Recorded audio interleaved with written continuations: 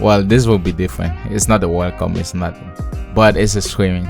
This is our first time streaming, and this is just one of our, I guess, one of our case study before we do like a live one. So I'm Jordan, and that's Julian, host of the Top Corner podcast. Yes, sir.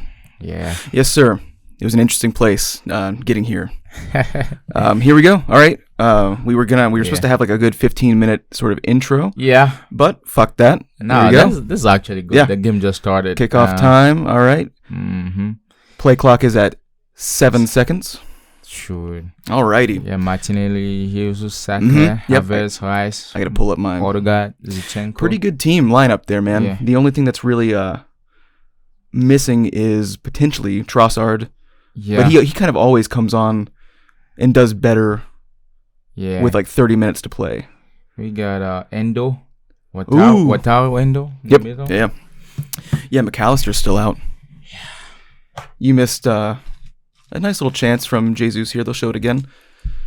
Saka's got some bleached hair. I don't think I've ever seen him with bleached hair. It's interesting. Oh, Saka? Yeah, down there. I don't know how I feel about it. What's happening with all Rashford, Saka? What's going on? Did they have a meeting? I was gonna say, well, there's like one barber that's making a killing off this right now. Yeah. I dig it now that I've seen it. Would you do that on your hair? Fuck no. What are you talking about? I don't have the confidence for that. I used to dye it when I was a kid, though. I had the like bleached kind of surfer hair and shit. Yeah, I did the whole thing. Oh, you had pink too? No. Just blonde. Just blonde. Yeah. Did like blonde highlights and stuff. Oh man, I had like Farrah Fawcett hair. Oh man. You can look up photos. I feel like if I see you in blonde, I'll be scared. It wasn't like completely blonde. It just had like it looked like I'd actually been in the sun. I'll be like, what school are you trying to shoot? With the blonde? Yeah, that's funny. That's a pretty interesting game so far. What's your prediction? You think Liverpool's taking this one? So I used the Top Corner podcast on one of the ESPN videos to do my bidding. I was like, man, I think a 2-2 draw sounds interesting. Oh, for real? I think it's possible. If you look at their goal differences, both teams are really tight at the back. 25 wins though. 17 wins. Oh yeah. 20. I would still say that they're the favorites in this scenario, but with both back lines performing as well as they have, because Liverpool have looked they've looked shaky at the back, but the numbers don't lie. They're not conceding many goals. Yeah, you know what I mean. It's like more of an eye test though than the metrics. Yeah. That's why I was looking a couple weeks ago, and I just kind of look every single match. What they've conceded, it's pretty wild. Let me look at the table here. Show me, bitch. Hold on, give me 1 second. Man, I'll tell you what, and we'll get into it because we've got time to talk about the match and the nightmare that led to this. We almost were not on this, ladies and gentlemen. We almost called it quits a couple of times. I was running all over the office, making some shit happen. We called our internet provider, losing our minds. Oh, did you? Oh yeah. Oh, we lit them the fuck up on So I might cut a heel promo on Xfinity at a certain point today. When you texted me, I was like, all right, there goes the streaming. Yeah, I was like, this might not happen. This might not happen today. And, it's one of those, it felt so cosmic that I was not even willing to get very upset about the scenario. Yeah. Oh, that's he's offside? Oh, my goodness. He's not offside. That hung in the air for 1,000 years. Yeah. Holy shit. I think he rebounded on his head, though. Yeah. Well, I was going to say, 15 goals allowed by Liverpool. Sure. All season, and it's like, but they've looked shaky at the back. You know what I mean? Yeah. So when you see that number, and Arsenal's only conceded 15 as well, but they look a bit tighter consistently. They don't look as shaky, but they're putting up the same numbers. Look at he's onside there. Just a little pop. Oh, dang. Havertz with the distraction up front too. This one's his shoulder, but it might be offside. Oh. So I have a problem with this kind of offside. Yeah. Because initially the offside rule is not for you as an opponent to get to be a little bit advanced than or to get that little way. Yeah. But if it's just shoulder, I don't think they should count it. If it's a leg, yes, I understand. But if it's shoulder, I don't think it should be counted. I agree with you. The shoulder doesn't mean anything to me. Well, but it looks like Gakpo's shoulder is still. I don't know. Yeah, they go when they trace it. But his knee is But Gakpo's knee is dead even, and your knee is a scoreable piece of your body. Because weren't they trying to say that it was an arm? Like if your arm was, it doesn't matter because you can't score with an arm anyway. Yeah, they're gonna put shoulder. Yeah. They're gonna disallow this on site. They gave it on. That's good. Wow, very cool for me. And yeah, so with matchups with watch-alongs like these, I get to be a little bit more subjective. Yeah, because I do feel like I do a good job. But you should support your team though. Exactly. Yeah, and that's why like I try to make it clear when I say that I don't. Because I don't like Chelsea and I don't like PSG, that it's not based on, because PSG and Arsenal don't really have that much of an affiliation together. And Chelsea and Arsenal are rivals, but not like long-term derby rivals. But like, I just don't like how they do business. That's why I don't like them. It has nothing to do with being an Arsenal fan. But in watch-alongs like these, I do feel like I get to be a little bit more subjective because it's my team that's playing here. Yeah, you gotta support. Just like when we do El Clasico in April, I think. You might lose your mind with Los Blancos. See, my idea of supporting is not crazy though. Like I'm not a hardcore fan. Yeah, well, that's why I can switch at any point. Well, I think that people when they think hardcore fans, they think of the morons on social media, like the unbelievably subjective. Like you can be a hardcore fan and still be objective about your team. I guess so. Yeah. But even if Los Blancos losing, I might switch up on them. That's just me. I know you're turncoat. I get it. But I mean, like being I'm more like a bandwagon kind of guy. Yeah.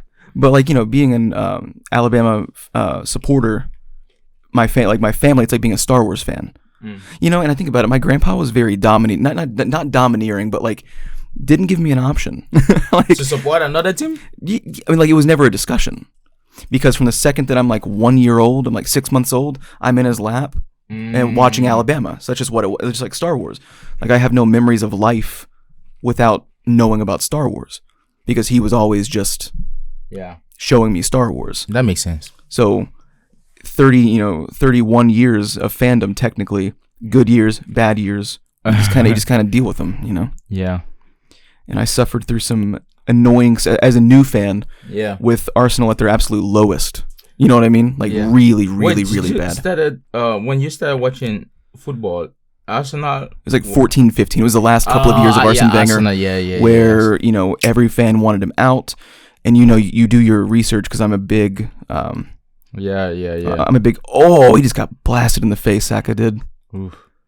That was rough. They're gonna but he might have a little bit of blood there. But is Tomiyasu injured? Yeah, he's out with a knee knock, I think, which is interesting. Ben White is playing on the right side. Yeah. Oh, little push, a little bit of a bitch move there. I bet your drink's safe to open now. Which ones are you trying? You've had Takis before, right? Yeah, I don't like it. You don't like Takis? That's one of the few chips that I actually like.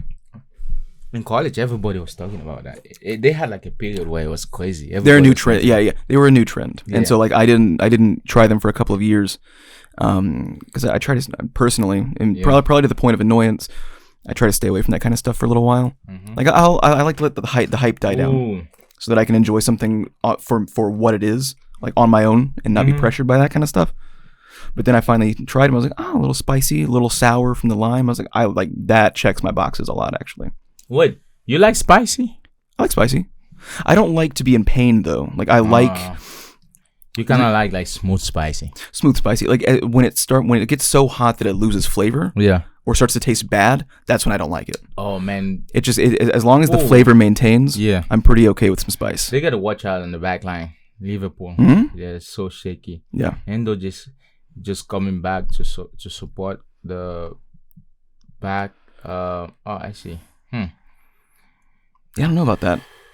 Yeah, because Tsimikas is way too high up, I think. Because Virgil, that's just not what Virgil van Dijk does, though. He does a lot of things well, but he's not that spread out wide. Konate is a little bit more of that. But even then, neither of those guys are known for what they're having to do right now. I don't know. That's an interesting setup. Tsimikas is like a winger up top. Oh. Resin, baby, we need a new TV so bad. That's not too bad though. But this TV fucking sucks. Like on a day-to-day basis, using the menu functions, I can't stand it. Good job, Arsenal. Are you an Arsenal fan today? No. Whoever wins for me wins. Yeah. I'm just gonna say good job to what I see that I deem good. Yeah. Like the way they're closing the space now, I kind of like Yeah. it. Is, you know. What flavors of jerky did you get here? Teriyaki. Man, I got good to go. I was like Jalapeno, good to go. Sweet and hot. See? That's exactly what I'm talking about. All right. I was like, I'll just get those. Yeah, and man. see whatever you like. So you don't like Takis though? That's interesting. No, I think it has onions inside. Like the onions is strong inside. Yeah. That's probably why. Zichenko always looks surprised. He does. Yeah. There's a man. I wish I could use my phone right now because my phone's tied to the audio system and it'll ask me to use my phone as the microphone. I'm like, stop asking me. But I've got the most hilarious. It was when Havertz hit the late winner against Brentford. Yeah. They're all celebrating, and Havertz is like he's grabbing. I forget who's grabbing exactly. And Zinchenko's in the foreground, out of focus, screaming. And it's the funniest face I've ever seen in my life. Ben White has to be. Someone has to mark Luis Diaz. That's like the second time I see him by himself on that side, and I feel like they might concede from that side. They could, because Ben White is always up. Yeah, and I like Luis Diaz a lot. He can be wasteful though. No, he can. He's a lot wasteful. He's like yeah. So it's one of those where it's like, yes, I do agree. Like they need to lock him down to make sure that he doesn't get those opportunities, but he does get quite a few opportunities in most games. Yeah. And very rarely does make the most of them. At least you don't want to give him the chance to. Yeah, for sure. Gabriel with the surprise header, though. That was nice. The surprise early header. Setting it early. Setting the tone right. What's volleyball like? What chips are this? I like this. Those are lime jalapeno ruffles. That makes sense. I'd never seen that combo before, so I was like, well, we'll see what's going on there. Because this are Lay's, right? Those are they might be Lay's brand, I don't know, but they were in a Panera bag. Yeah. I had Panera yesterday. And they didn't ask me. So this is the thing. One, Panera sucks, everybody.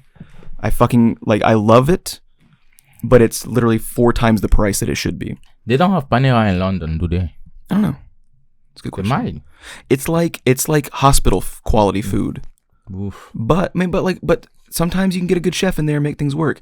I mean, it's like a steak and cheese sandwich. Yeah. And a little thing of mac and cheese was $25. I was like, what the fuck? And I'm already trapped in the drive-thru. I can't do anything about it. And they didn't even ask me if I wanted. Sometimes I'll give you a piece of like French loaf bread or chips. Yeah. You can choose. They didn't even ask me. I just threw a bag of chips in the fucking thing. So I was like, well, okay, great, thanks. So that's what those are. But they're fine. They're like little salted kettle chips. Makes sense. But $25 for that sandwich that I can definitely make on my own. Second. Oh, man. Wow. That's a good pass. Oh. That was actually pretty convincing. Oh. Yeah. I would have, if I was back in my days, I would have fainted. You know? I would just kick it like that. Yeah. I would get the feint, get the defender to open up. Jesus always looks like he's about to cry. Yeah. Like always. Like it's that like, why would you say that face? The one thing someone just insulted him. That's what it looks like to me. The one thing I don't like I felt like Jesus could ameliorate is he's too precipitate. Sometimes he has to calm down. Yeah. Oh, goal. Ooh. Oh my goodness.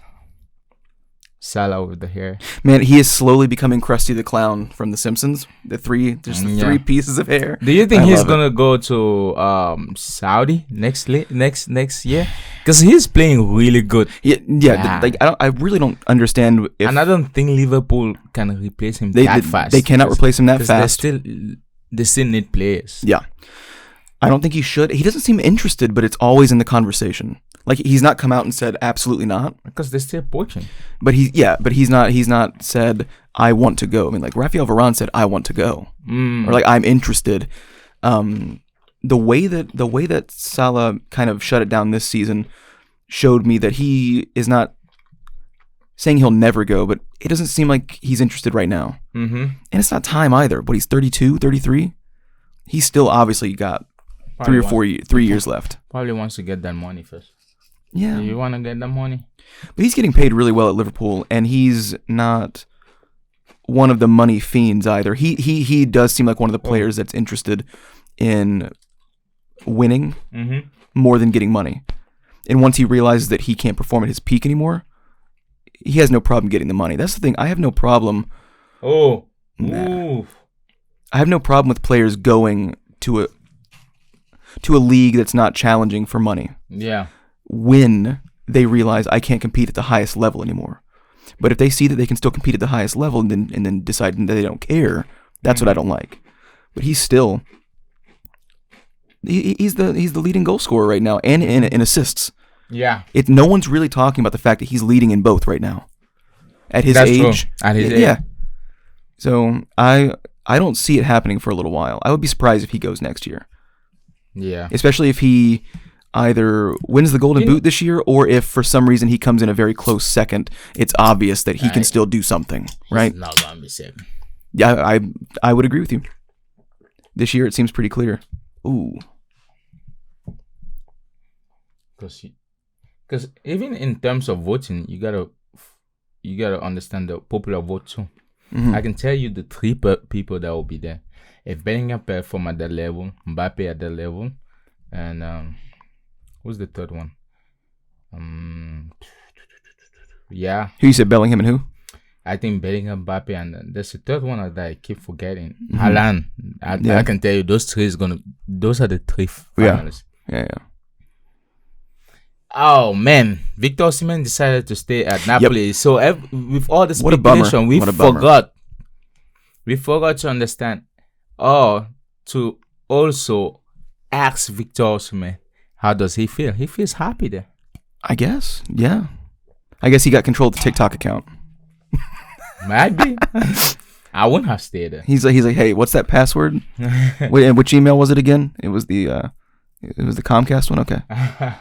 I wouldn't have stayed there not because Napoli did whatever. No, because I feel like if I got to one of the teams, probably my level, I could go to the next level. The TikTok thing blew over quick. It was really hot and really ignorant, but very quick to get over with that. And I respect him for his quick dismissal of it. The fans for supporting him. Just like let that kind of stuff go. You know what I mean? Like that's not worth your time.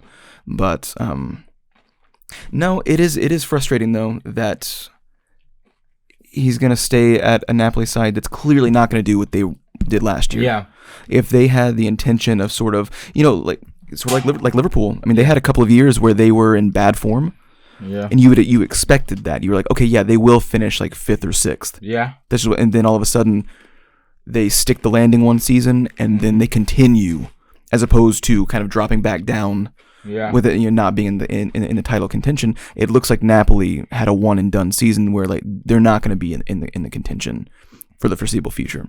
So there's no incentive for guys like Osimhen and Kvaratskhelia to even be there. But that does kind of make it easier in a way. It's a good thing for Arsenal because a lot of fans and even the organization themselves were kind of stuck between like, who do we pursue? Do we pursue Victor Osimhen or do we pursue Ivan Toney? Yeah. And if he's going to go ahead and just resign and be like, okay, like it takes him off the table. He's not a European threat anymore because Chelsea was looking at him. Newcastle was looking at him. So you've got to take that seriously. So now all of a sudden there's only one big striker this January that the English clubs are going to actually pursue. And it kind of makes the scouting field a bit smaller in a good way, I think. What beef jerky do you want? I don't know. You want to do the sweet and hot one? Okay. Jack Links. The one sponsorship that we'll give out. We didn't even tape up the monster. It doesn't fucking matter. We didn't have time, everybody. This was man. You want to taste this? Sure. I don't even know how you open this things.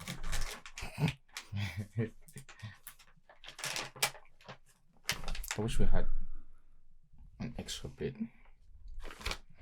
I mean, you can just pour one in there with me. That's fine with me. I don't really care. Is it strong? Is the force strong with this one? Yeah. Strong flavor, a strong scent. I opened it. I was like, what's smelling like that? I forgot it was this. That's why it looked like that. Beef jerky does smell really bad though. It's very weird. Tastes great. Very strong scent. That's nice. It's good. Saka.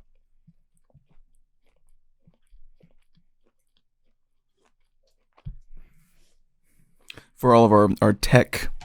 We're doing some new things today. We're doing some time coding stamps and whatnot. Mm-hmm. The play timer should be 19 minutes and 42 seconds. I timed it all right. I was doing some test runs this week. Yeah. We'll see what happens. If not, then we're still doing a watch along without the timer on it. But I really want the play clock to be on the screen. That's what I really like. I'm cool if it just has the score at the bottom. Mm-hmm. Like the bottom right corners.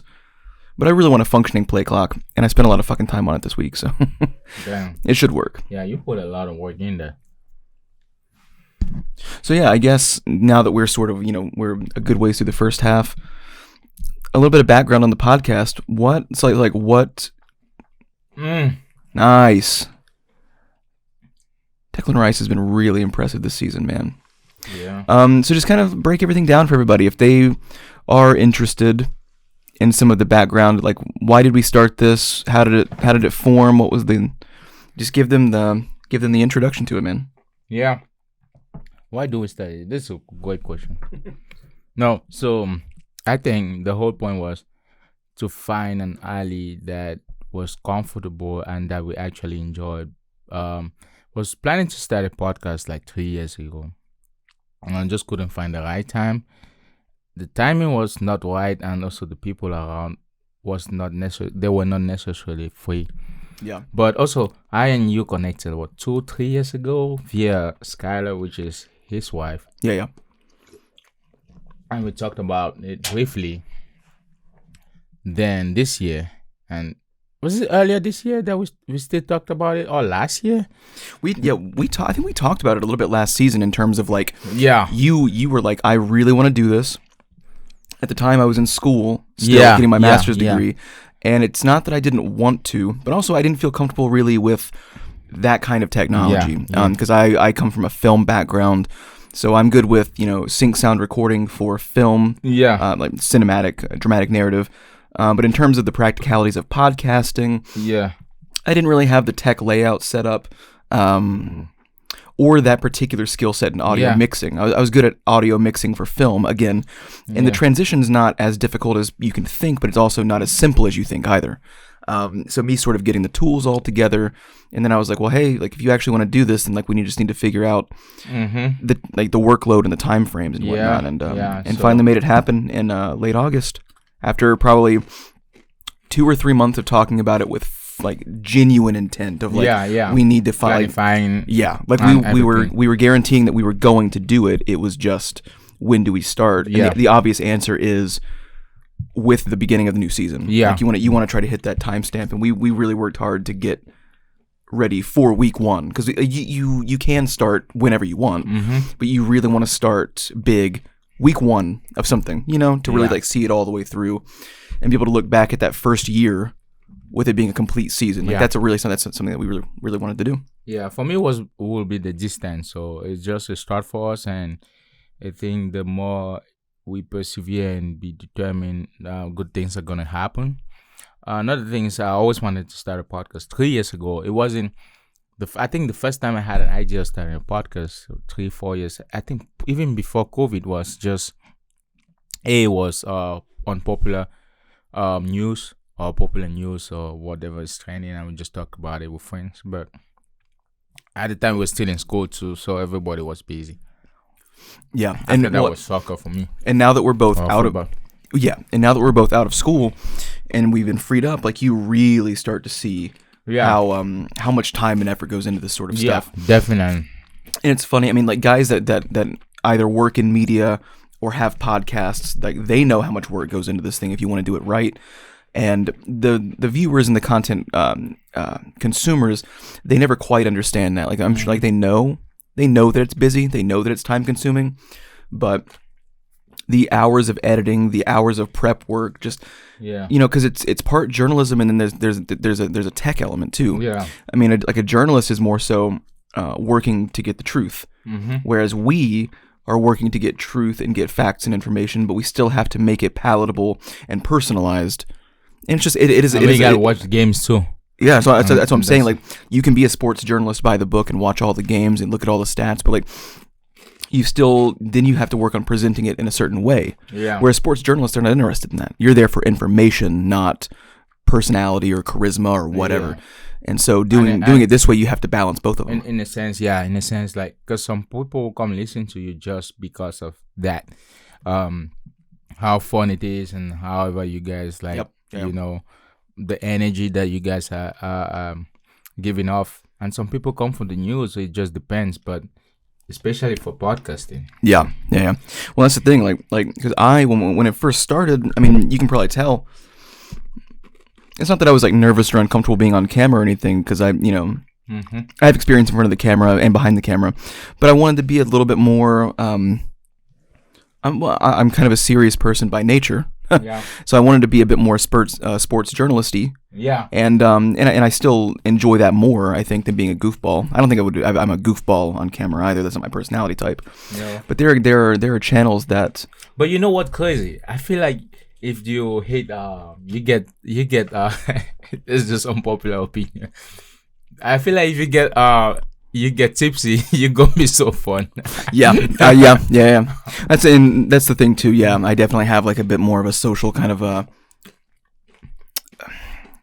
bit of a wall. Yeah. And then once that breaks down, I'm definitely different. But I think the first time I met you, you were. I know even Skylar told me this, but just by observation, you were really shy though. Yeah. But the last 2 years, you're not really that shy. No. I mean, when someone knows you and you vibe with the person. I don't know about other people, but that's just my observation. I like kind of some outlandish humor. And you be hugging too much, so. Yeah, I do that too. That's strictly with the drinking. That's strictly with the drink. I'm not a hugger. Oh, for real? No, not at all. I thought it was just in your personality. No, not at all. We grew up not hugging, so every time someone hugged me, I'm like, oh, no, damn it. No, it really is just like. Yeah, my wife asks for hugs more often than because she feels deprived of hugs, I guess, which is sad. Yeah, I feel like Skylar is a hugger. He is, yeah. But yeah. No, it's the drunk thing. It's the I love you, man. Doing the whole thing. That was the buddies in college that I grew up around as well. So that makes sense. Not huggers outside of that, but once once it's about 1:30 or 2 a.m. I can get behind it. It's just like for us not going out with a lot of hugging, it just becomes a little weird.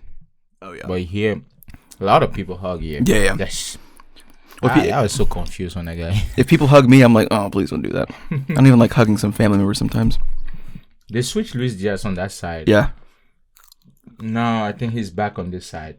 I don't know what was the intention there. Probably to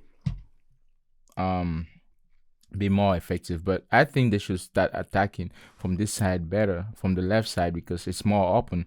Yeah, the Salah is there, and so Zinchenko is doing a great job at marking him. Yeah, you think that they should be Liverpool should be loading that right side to take advantage of Zinchenko, but he's doing well so far. But if you can create a bit more traffic over there and pinch Zinchenko in, then you have Salah with breakaways. I think it's going to be difficult because they expect that. Arsenal expects that. That's why it's so. Whenever Liverpool is attacking on the right side, it's so compact.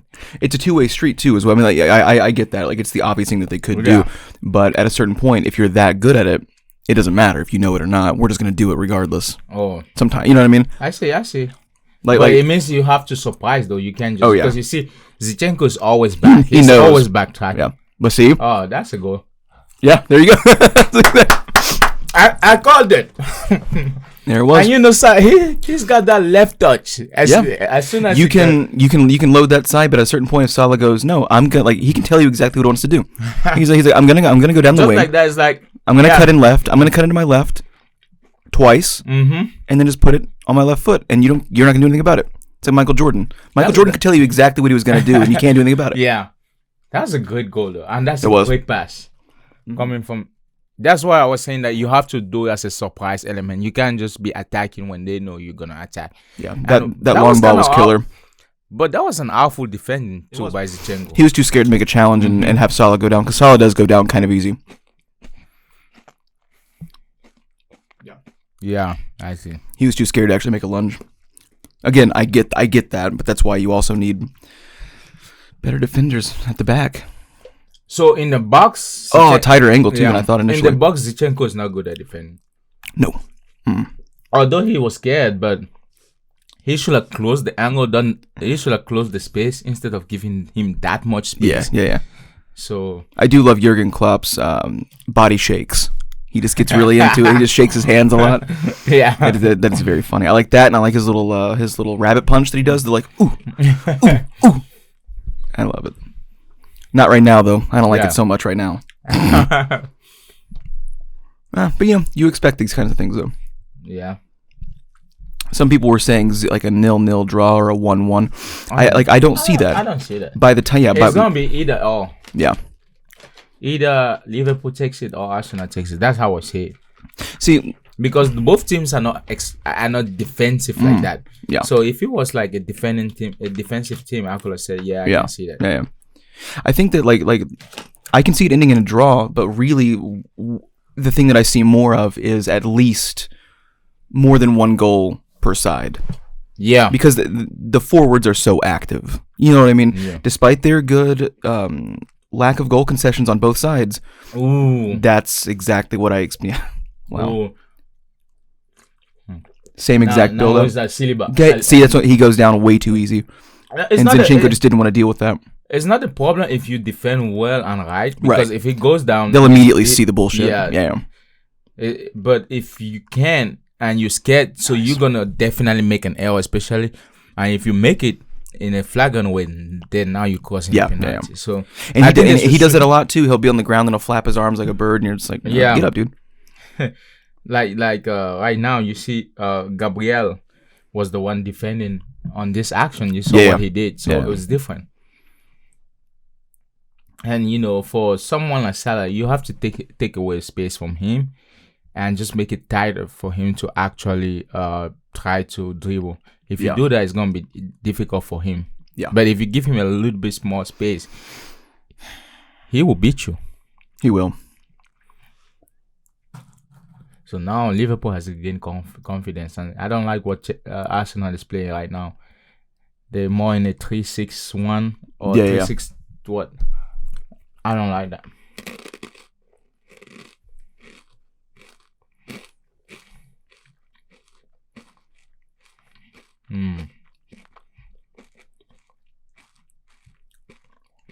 Of course. It's going to bully you. They have to regain composure, slow down. Yeah, they're a bit ragged right now. Yeah. See, and Liverpool is there you go. Okay. You know what's crazy? Liverpool of 2019 was so overwhelming. Yeah. When they started pressing, it was like hell. There were no passing lanes, and it's one of those things where you people in general, like not everybody, but you'll see guys like at the bars or whatever that are like, well, he had that pass open here. It's like, well, dude, like one, you're looking at it from a camera angle in which you can see everything, and they can't. But like, there were times, a lot of the times, that Liverpool side where you have the camera angle, you have the best vantage point, and you're like, I don't see any passing lane. Like it was so well closed down that even from an unnatural aerial view, you're just like, there's no options. There's no options for anybody. And they were so fast too. So as soon as they lost, it's the gegenpress. So as soon as they lost, and they were so overwhelming. Interesting enough, I thought the Liverpool of this year wouldn't have been that good, but it looks like they have learned to manage what they got. Yeah. To do to get the best out of each player. So it's crazy. And they've really suffered lately by not having McAllister. Yeah. Because Endo is, he was never brought in to be a starter, to be fair. Mm-hmm. He was brought in to be a rotation guy, and he's just getting more minutes than expected. But yeah, he's definitely not a guy that you want. You just really don't want him starting anywhere. Mm-hmm. But it looks like Tsimikas is going to be out here. Darwin Núñez looks surprised. Joe Gomez on the wing. That's we were talking about that last week. How ineffective he was at times. Mm-hmm. How he left a lot of exposure. Yeah. That's just not his skill set though either. Talk about another guy that is designed to be a rotation guy, that you don't really want getting a ton of minutes, let alone out of position. His natural play stance. Yeah. So interesting. So Tsimikas is just off. Damn. Shouldn't have been too bad though, but that looked like a collarbone issue. Yeah. Wow. He's gonna be on the middle plane on the left side, on the right side. Yeah, he's down right there. Interesting. Well, that could be a good thing for Osaka. Oh.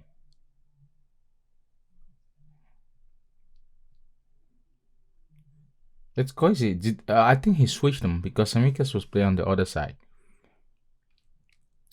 As far as starting is concerned, I think they switched them.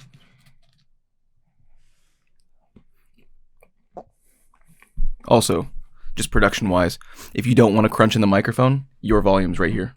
Oh. So you just turn it down and you can munch away. That's what I'm doing with the jerky, so it doesn't sound like Jurassic Park. But the way that you're watching, you're able to turn your head. So, but I'm like right in front of it. So. Yeah. But if you're gonna crunch a chip and you don't want it to be super loud, so is this going off? That's going up. That's going up. So that's going down. Oh, that's why I keep going like that. You just blew your own ears out. Yeah. So like if I'm chewing, I always just kind of turn down like that. That's just me. You can do whatever you want though. People like that stuff now. Isn't that weird? When I was growing up, it was like hearing the sound of people eating was gross. No, it's SM. They love it, dude. They love it. Yeah, what's it called? SMR? ASMR? I think it's ASMR. Yeah. Like that, and don't get me wrong. I mean, I'm not the person that's like, it's absolutely disgusting. I mean, it's a sound that everybody makes when they're eating. But like people are like, oh my god, I love listening to you eat. Like you're a fucking freak. I'm sorry, dude. You're so weird. There's so many freaky people in the US. But and they get justified now. They're like, we get to be whatever we want, man. It's like, no, you're fucking weird. The majority outnumber whatever morality you have. Yeah. So It's become a thing. But also I think it's also because the age of the kind of, I call it a little the media is a little free in terms of you can have a whole production at home and you don't have to go to big media to get your stuff out. Yeah. So now a lot of people have found comfort in having all this untraditional ways of having media get into them. So they like stuff like that. Yeah. Now if it's on TV, it wouldn't be acceptable. And True. I wouldn't want to look at Charles Barkley, a TNT crew and the crunching, you know. Yeah. But interesting comparison there. Yeah, because I love the TNT crew. Or even Kate Abdo and all of them, Mika. Yeah. But if that's on TV, but it's if it's a podcast, you like play. ABC or NBC or USA Network, like they're not gonna have like the here's the chewing hour where they're just eating weird food. It's like that's not gonna happen. But yeah, just people get a little bit too fast and loose with the like, well, I get to do whatever I want, man. It's like you get to do whatever you want, and I get to do whatever I want. And what I want to do is right now is call you a fucking whack job sometimes. So take it easy with the chewing. 2 years ago, was it 2 years ago? Oh, yeah, 2 years ago there was this thing called mukbang. I don't know if people still do that, but it was just you sitting in front of the camera and eating, and people looking at you. How you eat. Yeah. This came from, I think, a Japanese format or Korean, and it came to the US too. Yeah, I'm not interested in that. And again, it's like if I am like at a restaurant and I'm looking around and I see someone taking a bite of food at the same time that I am, like, it's not weird. It's like, yeah, we're in the same place to eat. Like, that's gonna happen. Yeah. But like, I'm not interested in staring at you while you eat. And I'd appreciate if you don't stare at me while I eat. Like, your eyes can glance to me. That's cool. But the person that I'm sitting with, don't stare at me while I eat. Just don't do it. Well, these were social courtesies that existed for thousands of years in some cultures, and now all of a sudden we just throw it all out because we're quirky. Well, if a woman stares at me when I'm eating, it's not a problem for me. Yeah. When a woman stares at you in general, it's kind of just cool. But if it's a man, no, absolutely no. Absolutely no. Yeah. Oh, look at that. That was nice. That was nice. Don't onana. Yeah, that was pretty smooth. At what point? How long does a man stare at you while you're eating until you like get up and approach him? As soon as we make eye contact, I'm like, no, bro, no. Yeah. So what? You just like quickly avert your eyes, or do you like actively tell it? You're like you stop. I'll walk up to him and say, hey, we can't be doing this. I get that. Politely. We're not starting a big fight at the IHOP or anything like that, but it's just like, all off. I'll be like, no, No, we ain't gonna be doing this. That's not nice. What we gonna be doing. That's funny. Man, Salah is little on that side. I think he could have done more effort, but I think Zinchenko should not be marking him. They've got to readjust something going forward. Yeah, because it's a very nerve-wracking thing now seeing Zinchenko one-on-one with him, and you know that's the same thing I was telling you about why I kind of like Tomiyasu better in terms of just defending our box to box. Yeah, Zinchenko is kind of awful. He is, and that's why I think they should just go ahead and transform him as a midfielder. Either a holding midfielder or just a midfielder because he adds more value when he inverts and come in. Because Salah kind of wasted that. He had more options just Salah, now. He could have put a few extra steps in. He's way quicker on the ball than Zinchenko is anyway. He definitely had at least one or two more steps, whatever he decided to do with it. Yeah. But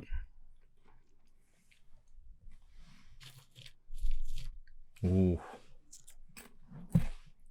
Man, these long balls are getting a little. Yeah. That's what it's getting. They took a sweet time with it. Yeah. Those long balls are killing Arsenal. Yeah. And I think was that Trent? Yeah. No, not he's not the one who sent it. Oh, goal. Go. Oh, what's happening on that field? Goal. Son of a bitch. Sorry. Mad. All right. Well. Settle it. You know what I mean? Like it's like they're proving that even though they are a little bit ragged, they're gonna get some more opportunities on net. You're going to. Like I told you, it's gonna be difficult to do in here. Yeah. Or draw just because both teams are so open defensively. Yeah. If it happens to be a draw, it's no problem. But it's an open game. Yeah. I think that field is slippery. I think that both teams, you don't ever want to. That was really close. You don't want to validate dropping points. You don't ever you don't ever want to say, "Well, we lost this, so it's okay." Yeah. But I will say, 11 Villa drew. Yeah. So they dropped 2 points. Mm-hmm. So this race that has developed is not. Both of them could get some grace if one of them takes a loss today, or split the difference and both take a point. Like. Is Villa an actual contender for the title as well? Aston Villa? They're playing like it. You have to take them seriously. No, at this point, you have to. At this point in the season, it's not week 6. It's not week 7. You know what I mean? Like, and you have to. We're about halfway through. Take in mind, these guys are beating all the big. That's the thing. Like they don't care how big you are. Yeah. It's the fact that we're almost halfway through, and their record against these bigger sides. If it was just that they were cleaning up against Luton Town and Sheffield and those kinds of guys, Nottingham Forest, and then dropping to everyone up top, it's one thing. But they're not doing that. Yeah, when they play this big side, it's like they turn up. Yeah. So, but you see how consistent they've been, and how you see at the level they're playing. So imagine yourself, imagine them when they start playing away games where they've had time to build up this experience and form. Yep. So we don't know yet, but that will be a dangerous second half of the season. Yeah. It's a very close season this year, and we're not the only ones remarking on that. It's been a very fun one, a very open one.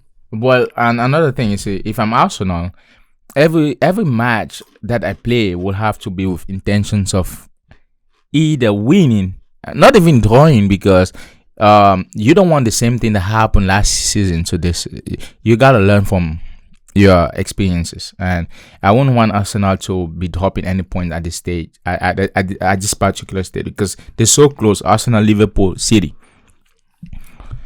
And now Villa. So you don't want, so it's something they will have to put in their minds, all of them. Yeah. See, that's why I like Zinchenko, and that's how I like him play. Yeah, absolutely. Yeah, it's been like since City's been so dominant, they've either during the seasons run away. Konate is just so huge, man. He's been in good form lately too. Like the last 2 seasons or so, he's not been the most consistent. But no, you either had seasons where City just ran away with it, or you had it where it was like a 2-horse race, like it was just City and just Liverpool, or last year it was just City and just Arsenal. Yeah. But now it's a 4-horse race, and you really see the excitement in that. Like, don't get me wrong, like even a 2-horse race is still fun when they're very level on points. But these 4 sides up top are very level on points. Yeah. And someone's going to have to drop them somewhere, and these are the games This is one that I was hoping was going to be a massive game, despite Liverpool's lackluster season last year. But you always have to expect that from one of the big six minus Spurs. Sorry. Yeah. Of being able to just turn it on for a season, come out of nowhere. Why you say minus Spurs? Because they. You gotta put them in the conversation, man. They've been playing so good lately. Yeah, but they have a history of even if they play well, they don't win. Yeah. The silverware. And that's just like Spursism is a real thing. That's not just me talking about it either. It's not just like as an Arsenal fan. Like, yeah. I mean, you can see.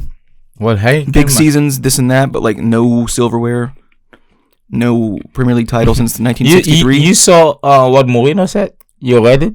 And he said, I think one of the firing that was most hurtful was a team that don't have no silverware firing him. Yeah. I mean, don't get me wrong, it was obviously not working. But yeah, I mean, you've got to think about his mindset, like what he's done, and to be fired by that. It's like there's a level of irony there. Exactly. That if there's going to be a club that was going to just keep him on forever until they won something, it would have been him. Yeah, but fucking Conte was the same way. So it's like, okay, Spursism. Nice, Rhea.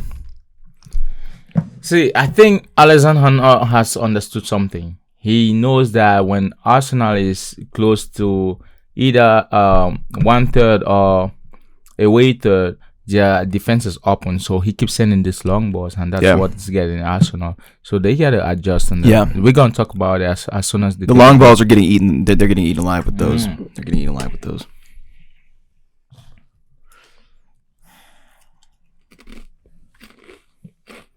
And to be honest too, Liverpool defense is playing better. Yeah, they've tightened up quite a bit.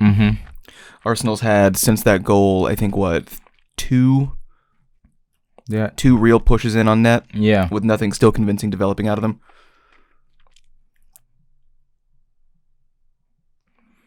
Oof. Twinkle toes. Good job. Hey, don't be letting him play like that, huh? This ain't no kindergarten.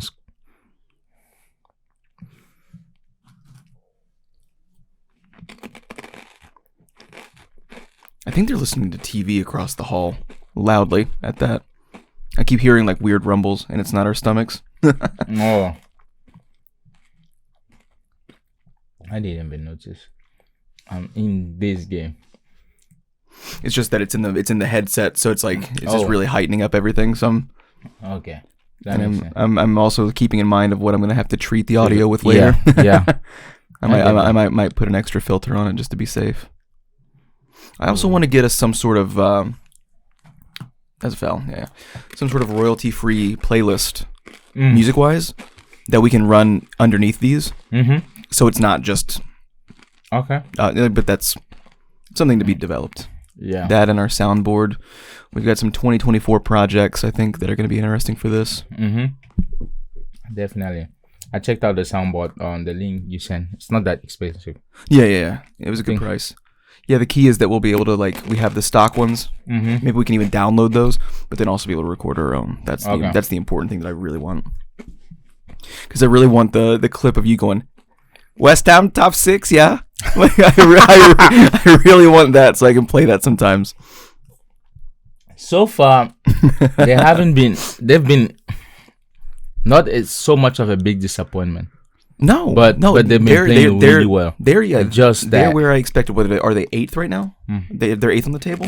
Well, and also we're mid match weekend, so people have certain games in hand and whatnot. Plus, hey, they are 6th right now. They are 6th right now. But, told you. Oh well, I don't know. Also, people did not expect. We did not expect Aston Villa to come with this level. Right. Like they come in with it. Yeah. You expected them to be same way, like 6, 7, 8. So that's what you expected, and you had expected Chelsea to clean it up as well. That's why I like this season too, because last 2 seasons you could kind of predict, because most of them, like the big guys, were in form. Yeah. Or last 4 seasons, 19, 20, 20, 21. Yeah.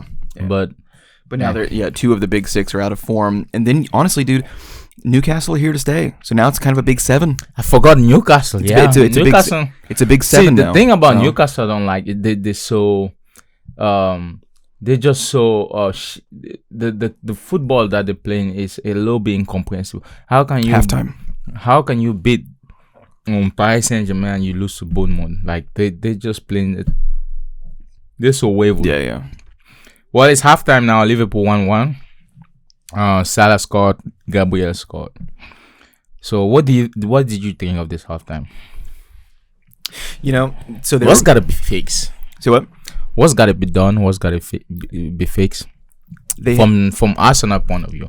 Yeah, so Zinchenko is providing a lot of interesting coverage offensively moving up. Yeah. So it's not as simple as saying he just needs to drop back and be defensive and be safe because he is providing a lot of the offensive momentum. Yeah. So there is some sort of transitional coverage that's going to have to take place.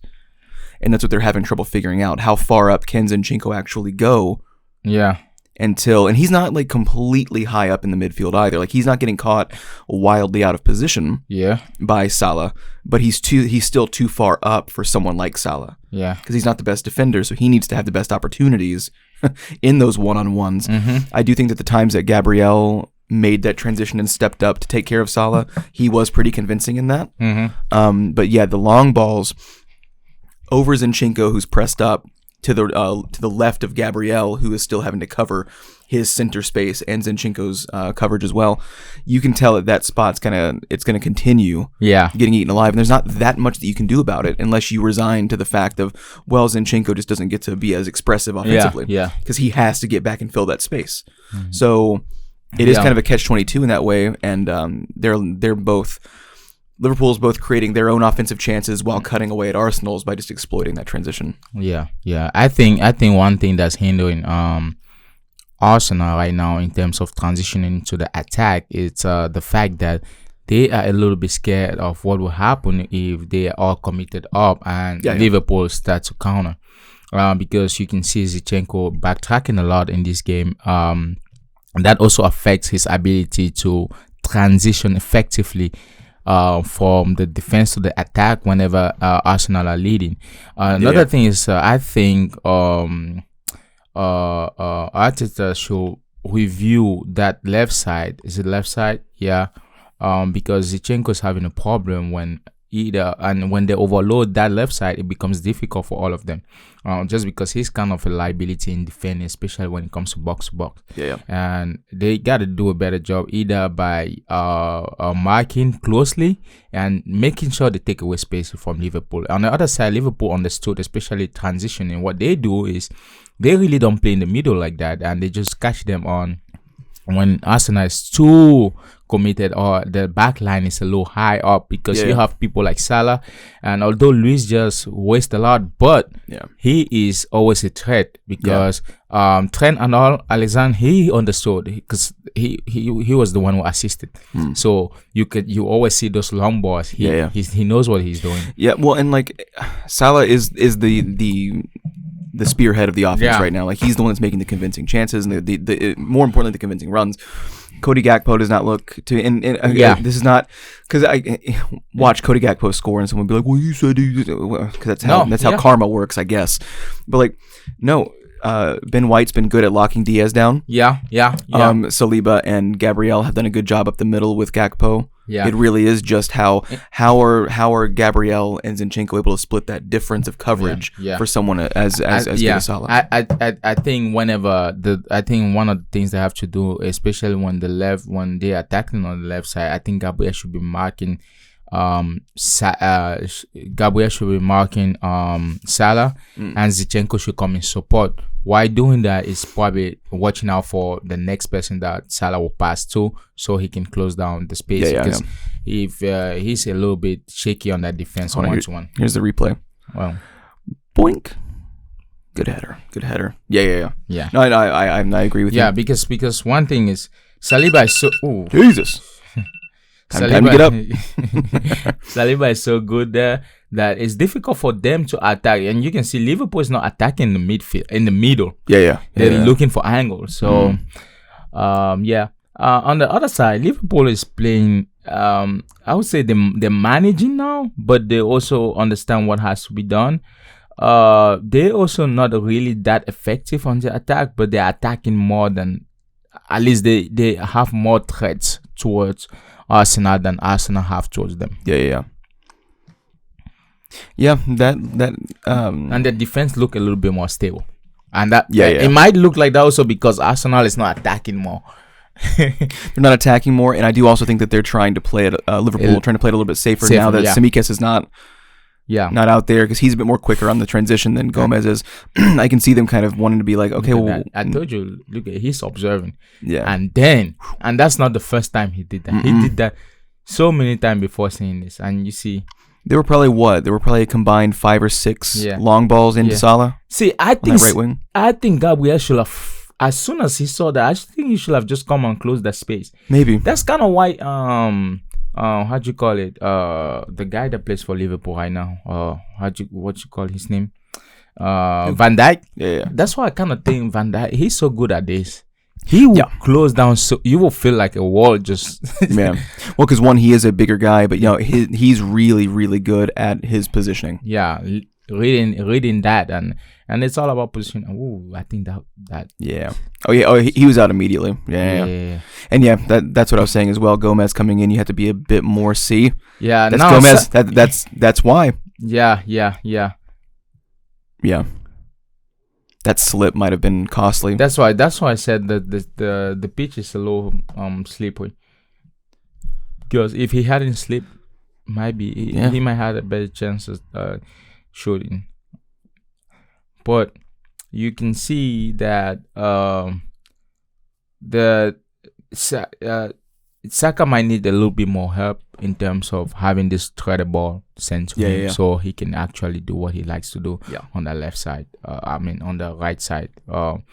I think in the second half, a lot of things is gonna be adjusted, and we'll see a better side of Arsenal and probably a better side of Liverpool. But I think it depends on how Arsenal will play, that we will really see how Liverpool's defense hold up to Arsenal's play. Yeah. They need to be a bit more aggressive, Arsenal does, without being too exposed at the back. I think that might just involve Jesus, instead of wanting to hang back and be a bit more of a the kind of maestro. He might just need to be a bit more aggressive, and because that's what your forwards do. They run forward, and if they can provide more pressure, then it doesn't leave your entire team hanging out to dry. And I think that Jesus he needs to be a little more aggressive. And you're not a traditional number 9. I understand that. We might need you to be today, because hanging back like that is not letting us get over the top. And I think Odegaard needs a little bit more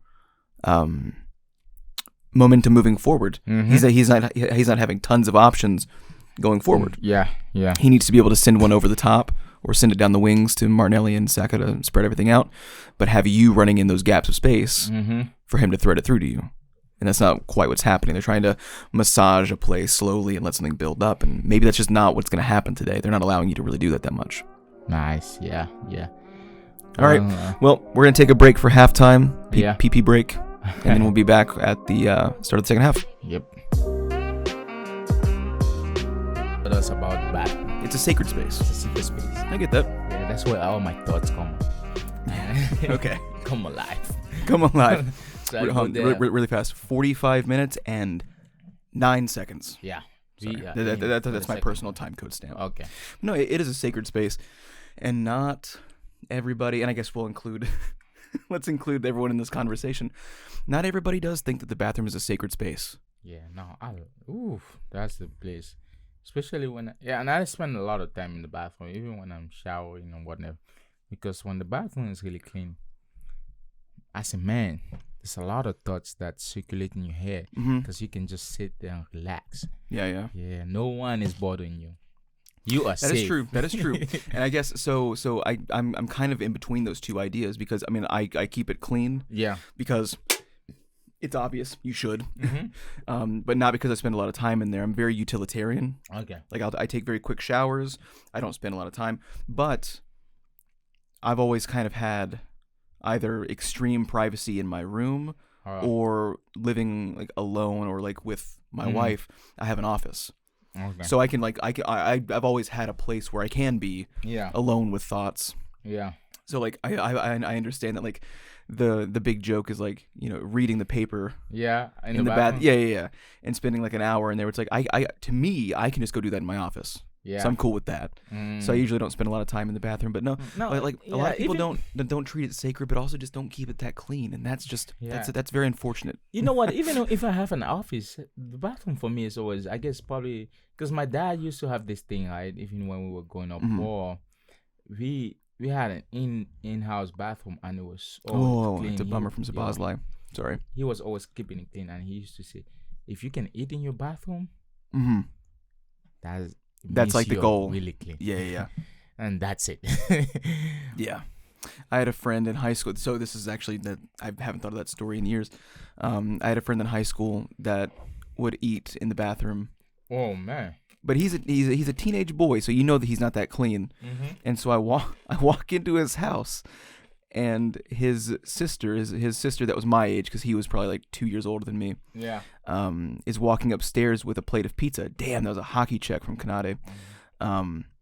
She's walking upstairs with a plate of pizza. I think like 2 slices of pizza, and I expect, you know, like we're talking as, you know, I'm going up to his room. She's going up to her room, and I thought she was going to her room with the pizza.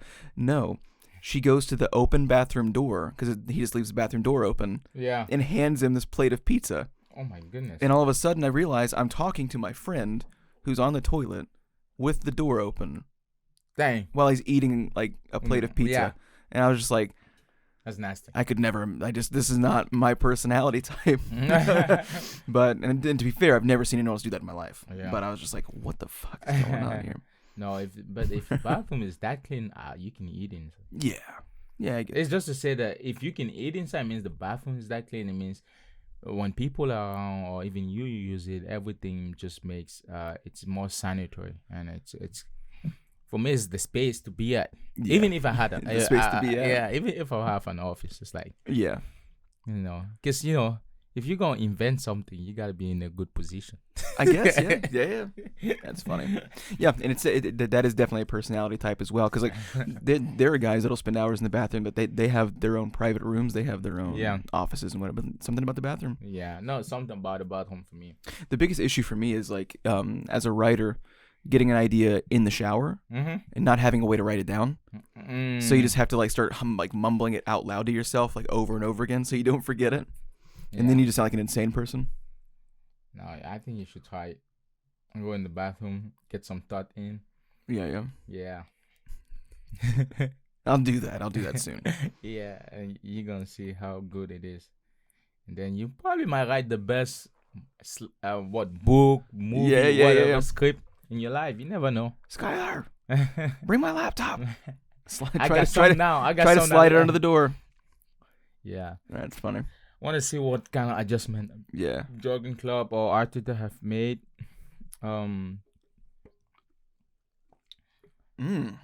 Oof. Damn. See that? Big tackle. Don't be leaving him like that. There you go. I don't understand why people don't like taking away spaces from guys that they know are obviously dangerous. And I'm guys they know are good at exploiting spaces. Yeah.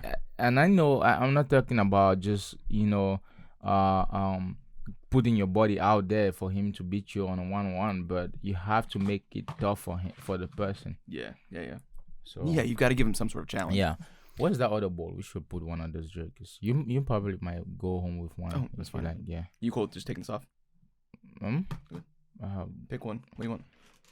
Jalapeno or teriyaki? And you got the big bags too, man. It's impressive. You didn't have to do all that. Yeah. You went crazy. Do the jalapeno. Yeah, I know. I was looking at the prices too. Those are expensive as hell. I was actually, because it's actually my first time buying those. Really? Yeah, I usually thought they were like not that expensive. Ooh, that was a good save. Who did that? That was Saliba. Oh, he's little turnaround on Joey Gomez. That's nice. Joey G. You know who that is? My boy, Konate. Sorry, I didn't mean to shout. No, it's alright. Timestamp for me personally. Look, 50 minutes and 59 seconds. Yeah. I'm testing. I've got them spaced out perfectly. That's what I'm talking about. You see how Gabriel defends him? Yeah. locking him down. Yeah, and you don't give him that much space. And Diaz could have made more out of that shot too. Oh. Saliba, that was a really good step in from Saliba. I mean, he's the best defender in the Premier League right now. Yeah, I think so. Definitely think so. And at what point? And he hasn't had, probably lately he had a yellow card, but I remember he hadn't had any yellow card or nothing. Yeah. Or been even dribbled or passed, I think so. That was one of his stats. With Arsenal's defense being as solid as it is right now, and Saliba being pretty much unanimously the best keeper, the best defender in the league, Gabriel has to be in the top 10, right? He has to be in the top 10. Yeah, because it's a duel, right? Yeah. He has I see him top 10 right now. Because like even last year, people were they consider less. What's the amount of goal 15, Arsenal? 15. Now they've both conceded 16 because these defenses. You know what's crazy? I think Chelsea of 2005 or 4 considered 15 goals all season. That was the record, I believe. Yeah. I think that's probably still the record. Yeah, absolute lockdown. That is crazy. That is insane. You said 15. That's why it just right on my. But and then Zinchenko dispossessed. Hold on, make the most. Nice. Too late. Declan's been cleaning up a lot also. But no, if Saliba is the unanimous number 1 defender and you are tied for the Premier League with number of goal concessions, Saliba has to be in the top 10. Saliba or Gabriel? Gabriel, sorry. Yeah. Because even last year when they were playing very, very well and people were saying that Saliba was one of the best in the league, they were not wanting to say that Gabriel was too. But they work in tandem. Like, you have to give one. Like, I'm not saying that they're equal because they're not. Yeah. You'd be a fool to say that. But I always thought it was foolish when people were kind of discounting what Gabriel was doing as well. Yeah. Because it does take 2 to do that well. Just takes 2 to tango. But Saka, one thing I like about Saka is how physical he is. That's for his been a newer thing as well. Yeah, cool. Because he's gotten bigger. He's probably hitting the gym. Yeah, he is. Yeah. He plays way differently than he did a couple of years ago. Yeah. Because I remember, when he first came in, like, he was not that impressive. Yeah. He was wasteful. He would always hold the ball way too long. If he had a one-on-one with the keeper or with a defender about to be in on net, you knew that he was just going to hold the ball too long and that the threat wasn't actually there. Yeah. But he gets a little bit bigger, a little bit more pacey, but he's kind of always been a bit swift. That was nice. And now he's a genuine threat. Oh, wow. Good grief. That was close. That was convincing. Yeah. Look at club. The full body shake, baby. Oh man, you see, Arsenal can't let them play like that. But since they started, Arsenal haven't done anything forward. I think so. Yeah, they try with Havertz, but to be fair, that was a rare shot from Gomez. He doesn't do that often, and neither does Tsimikas from that position, really. So that was an interesting development. I don't know if that's going to be a consistent issue. Yeah, but that's why you don't want to leave people trying stuff on you. Yeah, definitely. Because the more they try, they're going to score. Ooh, good job.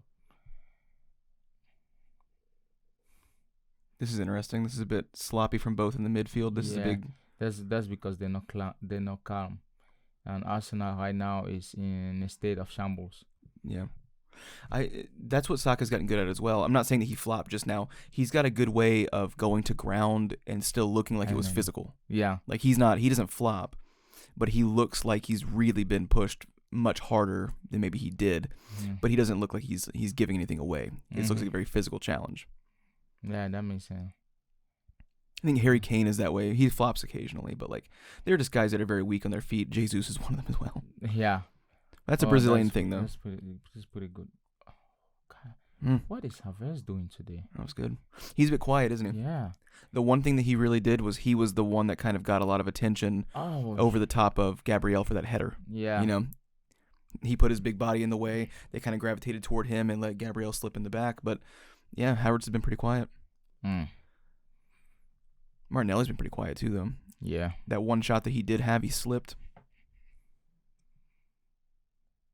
Yeah, really, and Jesus hasn't done that much either. He had one shot early on in the first half. Saka has been the only one that's been really a forward threat. That's what I like kind of Saka, because at least you see the amount of time he tries, That's why I said they have to do a better job at either having threading through or finding spaces. Yeah. For people like Saka to explore, because now you have Saka backtracking too, so it's taking away a lot of, especially on his stamina. Yeah. So that's not something you want to entertain. And you see how Liverpool is playing, and I don't like how Arsenal is playing now, because they're doing this 3-6-3 or 3-7-2 or 4-6-2. It's just too many bodies behind. They're trying to play it safe, but in a way that they're kind of taking their own opportunities away. Yeah. And the thing is, Liverpool knows right now that Arsenal is playing defensive, so they're gonna try to pound them as much as possible. Tee off on them. Yeah. And that's what you don't want. Yeah. You don't want to give more opportunities to Salah. Because in the effect of counterattack, it's still gonna be difficult for Arsenal to get bodies up there, because they're so deep. Oh wow, that was man. Great. He's and Rice has been doing that all day as well. I'll tell you what. And that's what makes him, I think, the best Premier League signing of the season so far, and will be at the end of the year. Ooh. Even when the rest of the team is not playing that well, Rice always plays well. You know what I mean? Yeah. Rice always plays well. Yeah. But in all of the dirty ways that, like, not every player wants to do. He does all the dirty jobs, and he does them well. And, I mean, to me, those are the dirty tasks, even though he makes them look graceful and he makes them look nice. Yeah. He does a lot of things that players on paper don't really want to do. He should let that. Good job, Gabriel. No, pass it. Yeah, bad job, Gabriel. That's a very Gabriel job, Gabriel. Yeah. And see, he looks like he's about to cry. He always looks like he's about to cry. You know what's crazy? Gabriel is someone that's always inconsistent, but lately he has that. His form has been constant.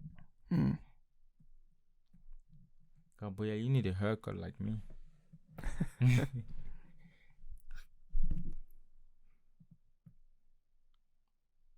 Good job. Oh. Ooh, okay. I was close. Risky, but yeah, it worked. You pulled it off. This thing. Why would you? Man, Gomez is also huge. Yeah, he's a pretty big guy. Luis Diaz, take away his space. He's not gonna know what to do. I do. Yeah, I do. I do agree with that.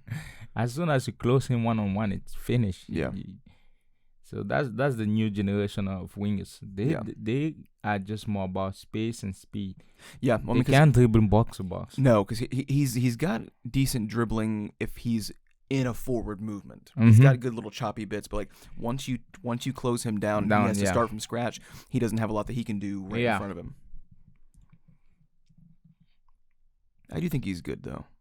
No, he's good. You just don't have want to play him in very particular ways, and he's not very diverse. And you don't want him to get these balls often, because he might be wasteful, but you don't know if he's gonna waste one of these counterattacks. So, yeah, he's not the guy that you're trying to float it in over the top to. That's Salah. Yeah. Oof, that's a good ball.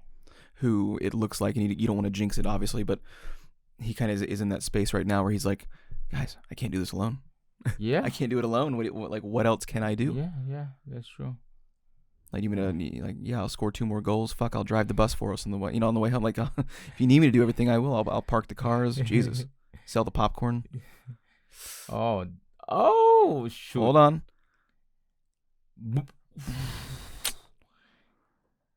I know. Ay, Dios mío. Zinchenko scored one screamer like that. Is it earlier this year? Yeah. Oh, yeah. They did that. I remember. What was it last year? It was like week 3 or 4. It's Saliba's curler against Bournemouth from outside the box. You remember that one? Yeah. That was a really good one. But there's a reason that they don't happen that often. Yeah, that was a bummer from Zinchenko, wasn't it? Yeah. The reason they don't have that often is because nowadays people don't want, managers don't want players to be doing that crap. Yeah. They want to go for the safest option. Yeah. Weigh your options out a little bit more. So, Bournemouth is playing right now, isn't it? See what? Is Bournemouth playing right now? Looks like. I did see that West Ham beat United. That was interesting. Luton Town beat Newcastle. Hey, what about Luton Town though? They put on against big sides this year so far. It's weird because they started losing all these games and suddenly they be winning like 1-0. 1-0, but even then, like when it took a last minute goal for a 4-3 win from Arsenal. Yeah. And what was it? 3-2 or 4-3 against Man City as well? Like, yeah. Even those games they lost, I mean, like the big clubs, they seem to do well against. Down. Yeah. Sure. You asked about Bournemouth. Mm-hmm. Bournemouth snuck it out against Nottingham Forest 3-2. 3-2. Yeah. Burnley picked up a win against Fulham. Wow. Why? Just why? He's had a decent game though, Szoboszlai. Mm-hmm. He's been pretty good this season too. Something like that. Good haircut.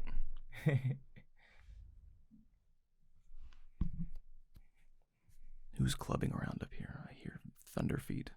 Ooh.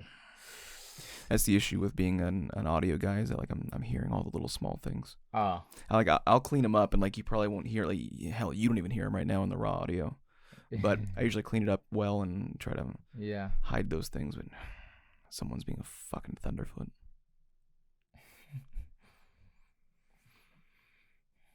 Ooh, that was a good job. He still makes me nervous though. Why?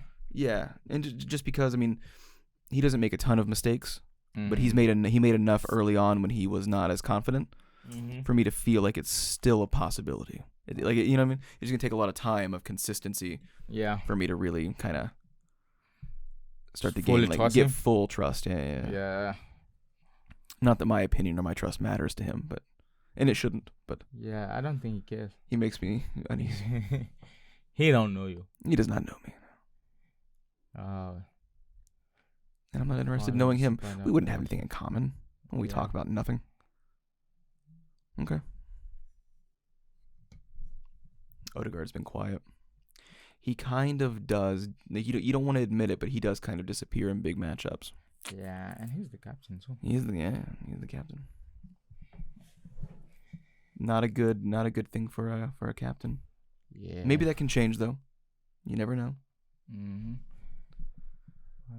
Darwin Graven. Okay, so Gravenberch was supposed to be. I guess it was just like a minor thing, but he showed up on the injury list today.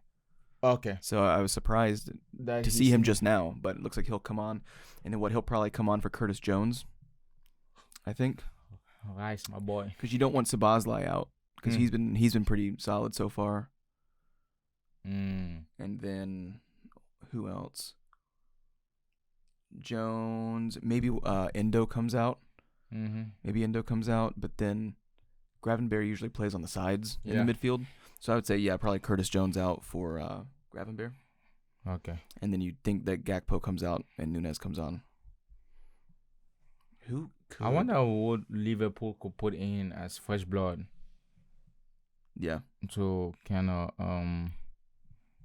rotate. Like you mean like for purchase, or do you mean like off the in this match off the bench? Off the bench. Yeah. What I think during the Carabao Cup game, Harvey Elliott was on the right wing. I don't know if he did well or not. I didn't get to watch the highlights, but apparently they'll put Harvey Elliott on the wing. He usually stays in the midfield, but he seems like one of their utility players that can kind of just be anywhere. Yeah. He's okay. Yeah, they got so many. He had like the worst injury that I've personally, one of the worst injuries that I've seen live in a match. Matip, Thiago, Robertson, Jota, Stefan, Marcus. Oh my goodness. Oh, get up. They have so many injuries. Yeah, they do. What's that? I know. That was Diaz. Diaz. Flopping like a fish. I'm kidding. I mean, I didn't actually see what happened to him. I just know that it was. And then Saka gets up before him and goes, "Get up." He went for the contact.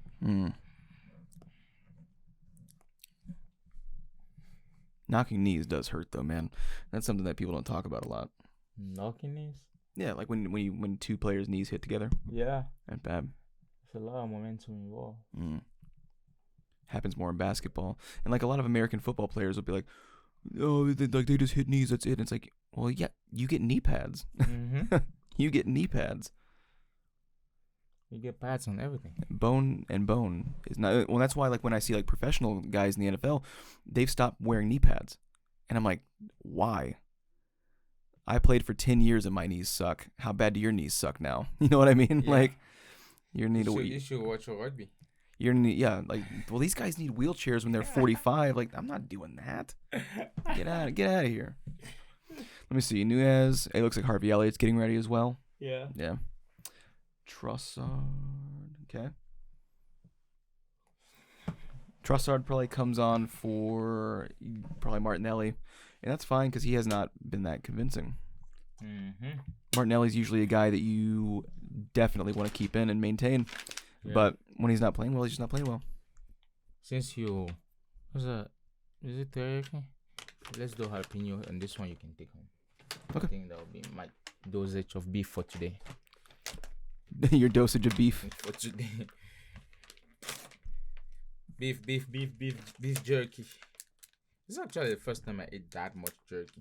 Yeah? And the first time I actually buy it. Though, and I meant to text you about it last night. This is some more insider stuff. We kind of went over what snacks we wanted and stuff. And it was a race against the clock because I was at a store that was closing at 9. Yeah. And it was like 8:56. So I'm like, what do you want? What do you want? I tried to get in and out. Yeah, man. I meant to tell you before it's too late. Like, you don't have to get the big bags. Those things are like $7 a piece. Mm-hmm. Wild. They have smaller bags. Mm-hmm. And sometimes they have the Jack Links, like the beef stick. Mm-hmm. Those are fine too. Like, I'm personally cool with those. Okay. These are like the top end ones. But I mean, yeah, the gas station, they are good though. The gas station that's near my house. Mm-hmm. So that's pretty clean and it's baking. Mm-hmm. They didn't have like, I know the small bags you're talking about, but they didn't have the small bags per se. And you know what's crazy? I actually thought this were the small bags because they had another size. It's like $16. I was like, yeah, I'm not getting that. No. And this didn't even have the prices on. It's a surprise. I was like, wait, $28? They don't want to tell you. They want you up at the register and they'll go, and the price is. I was like, all right, $35. Cool. Let me take Fuck you. It's ridiculous. I mean, look. For jerky, for like store bought, like over the counter jerky, not like a boutique, like specialty kind of deal. I mean, it's good quality. Mm-hmm. But like, does the production of this cost that much that it needs to be $7 a bag? I don't believe so. It's beef. I don't believe so. Beef was expensive. Trossard making decent space. Oh, also, I know a restaurant that you can bring Skylar to. Okay. Firebird. The one in Bus. The one that sounds familiar. Mm-hmm. What is it? They do. I think the specialty is steak, and they do. I think one of their signature flavor is pineapple. Okay. A lot of pineapples, yeah, and it's not expensive. Yeah, I would say that we are big steak people. We probably have like a nice sirloin once a week. Yeah, you should. Something like that. You guys should go check it out. The place is so good, but you gotta make a reservation too. Okay. Yeah. Firebird, you said? Yeah, Firebird, the one in Murfreesboro, not the one in. And they just built it. I think there's also one in Brentwood, but this one is cool because the steak is not that expensive. So for a cool night, and they got wine too. And I don't know if you doing wine. I know Skylar does. She does. I'll do it occasionally, like if we're out, like one glass and whatnot. But after that, like for some reason, like I get headaches very easy from wine. So that's why I always drink like other stuff. Wait a minute. For real? Yeah. You gotta drink the high end wine though. Don't be drinking $2-4. I mean, no. We had good wine in Italy for the honeymoon and stuff. It's just okay. It's a. You're too used to vodka, man. I guess so. See what's happening there? Oh. That was convincing. That was off the post. Another timestamp mark for me. 70 minutes and 18 seconds. Elliot. We'll see. That was more convincing. Like it was like the closer it got to net, the more potential it had with it.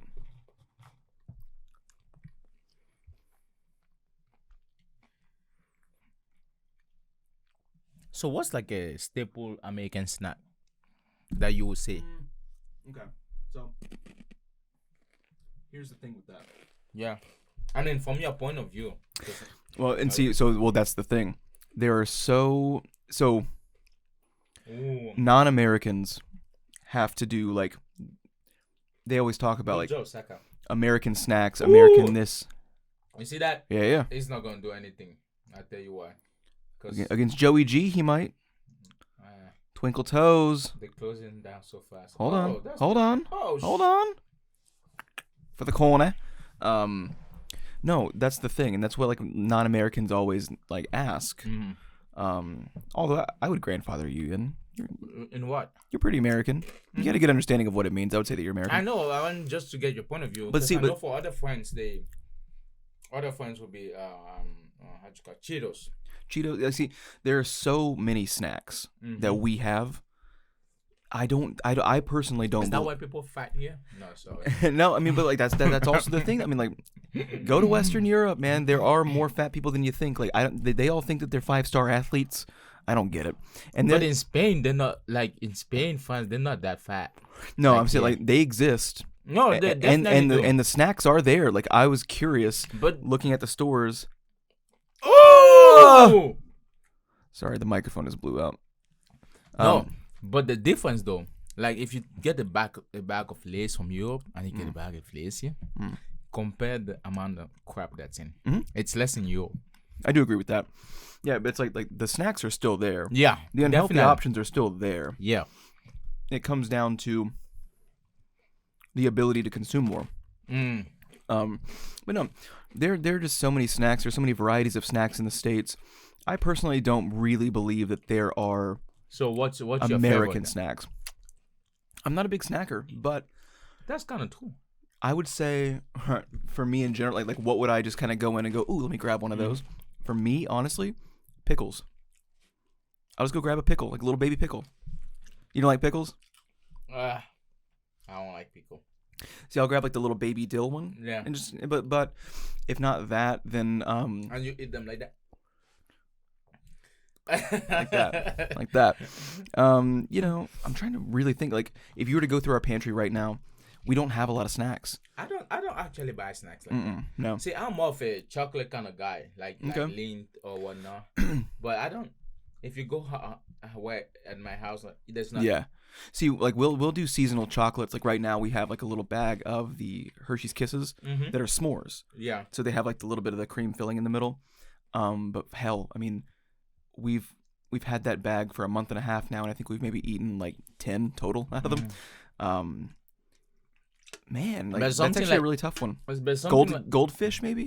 Oh my goodness, goldfish! She likes those a lot, and so like she'll have those. Yeah. And because we don't have a lot around, that might be like what I end up grabbing because there's nothing else there. Yeah. Yeah, I would say goldfish.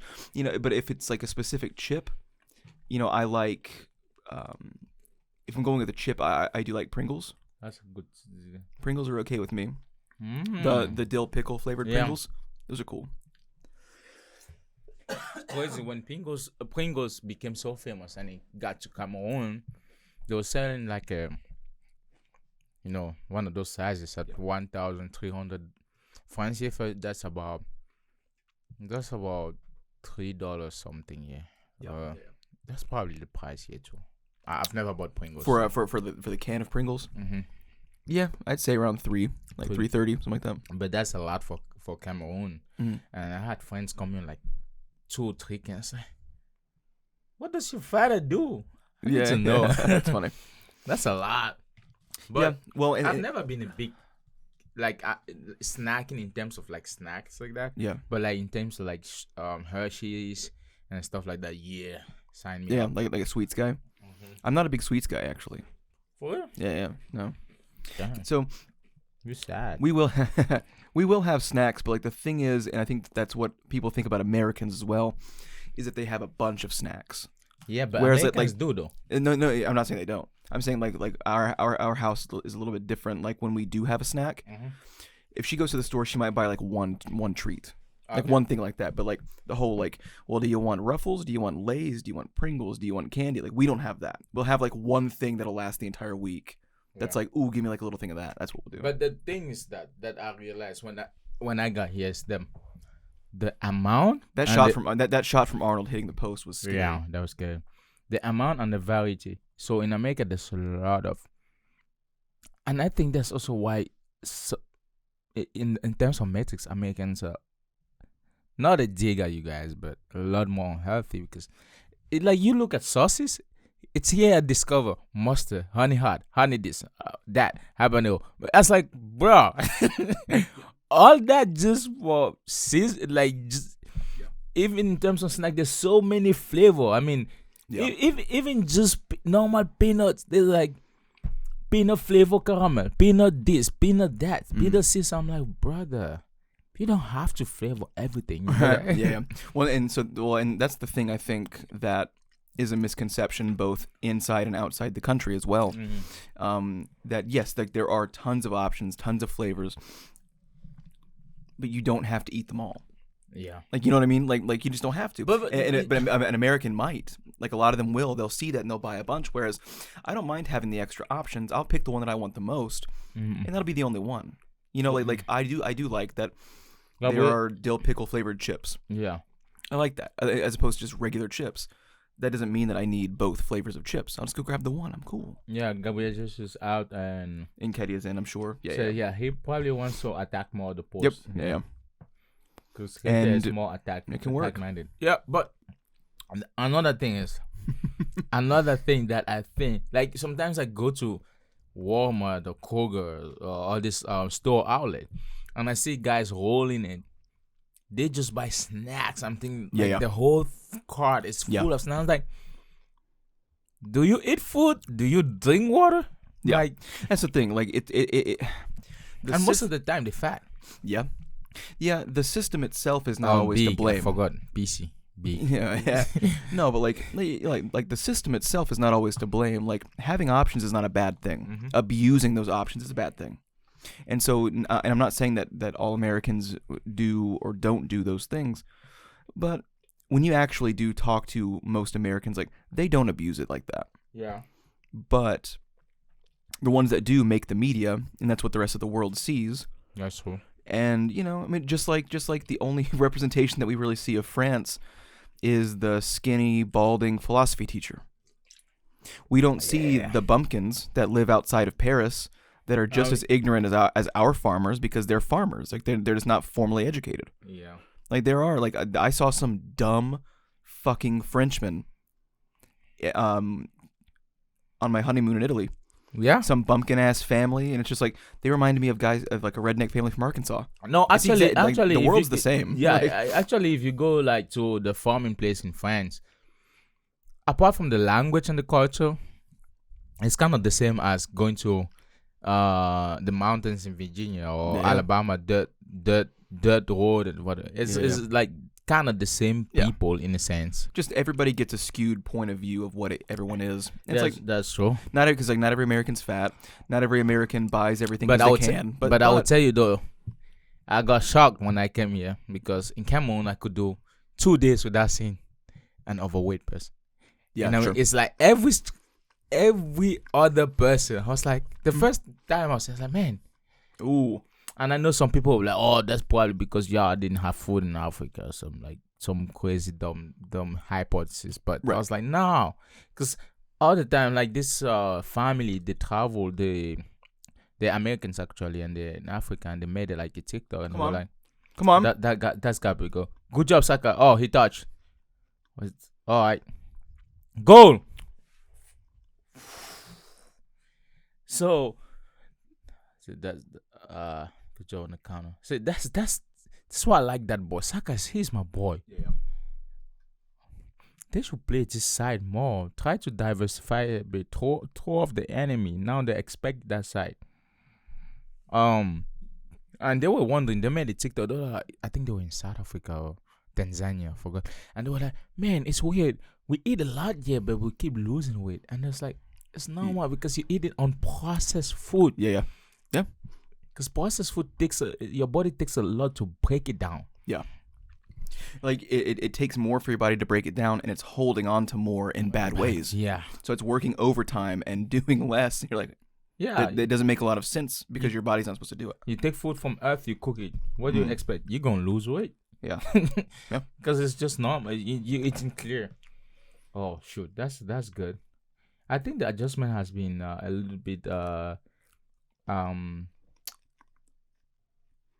bit fruitful. Arsenal have had a good run here. Yeah. Oh, he should have caused a feint. What the hell? I thought he was sending it over the top. People, they forgot feint. Yeah, right. Feint the player so he can you can see his cards. He's gonna he's gonna tackle. Then you lob it or you pass it. Oh my goodness.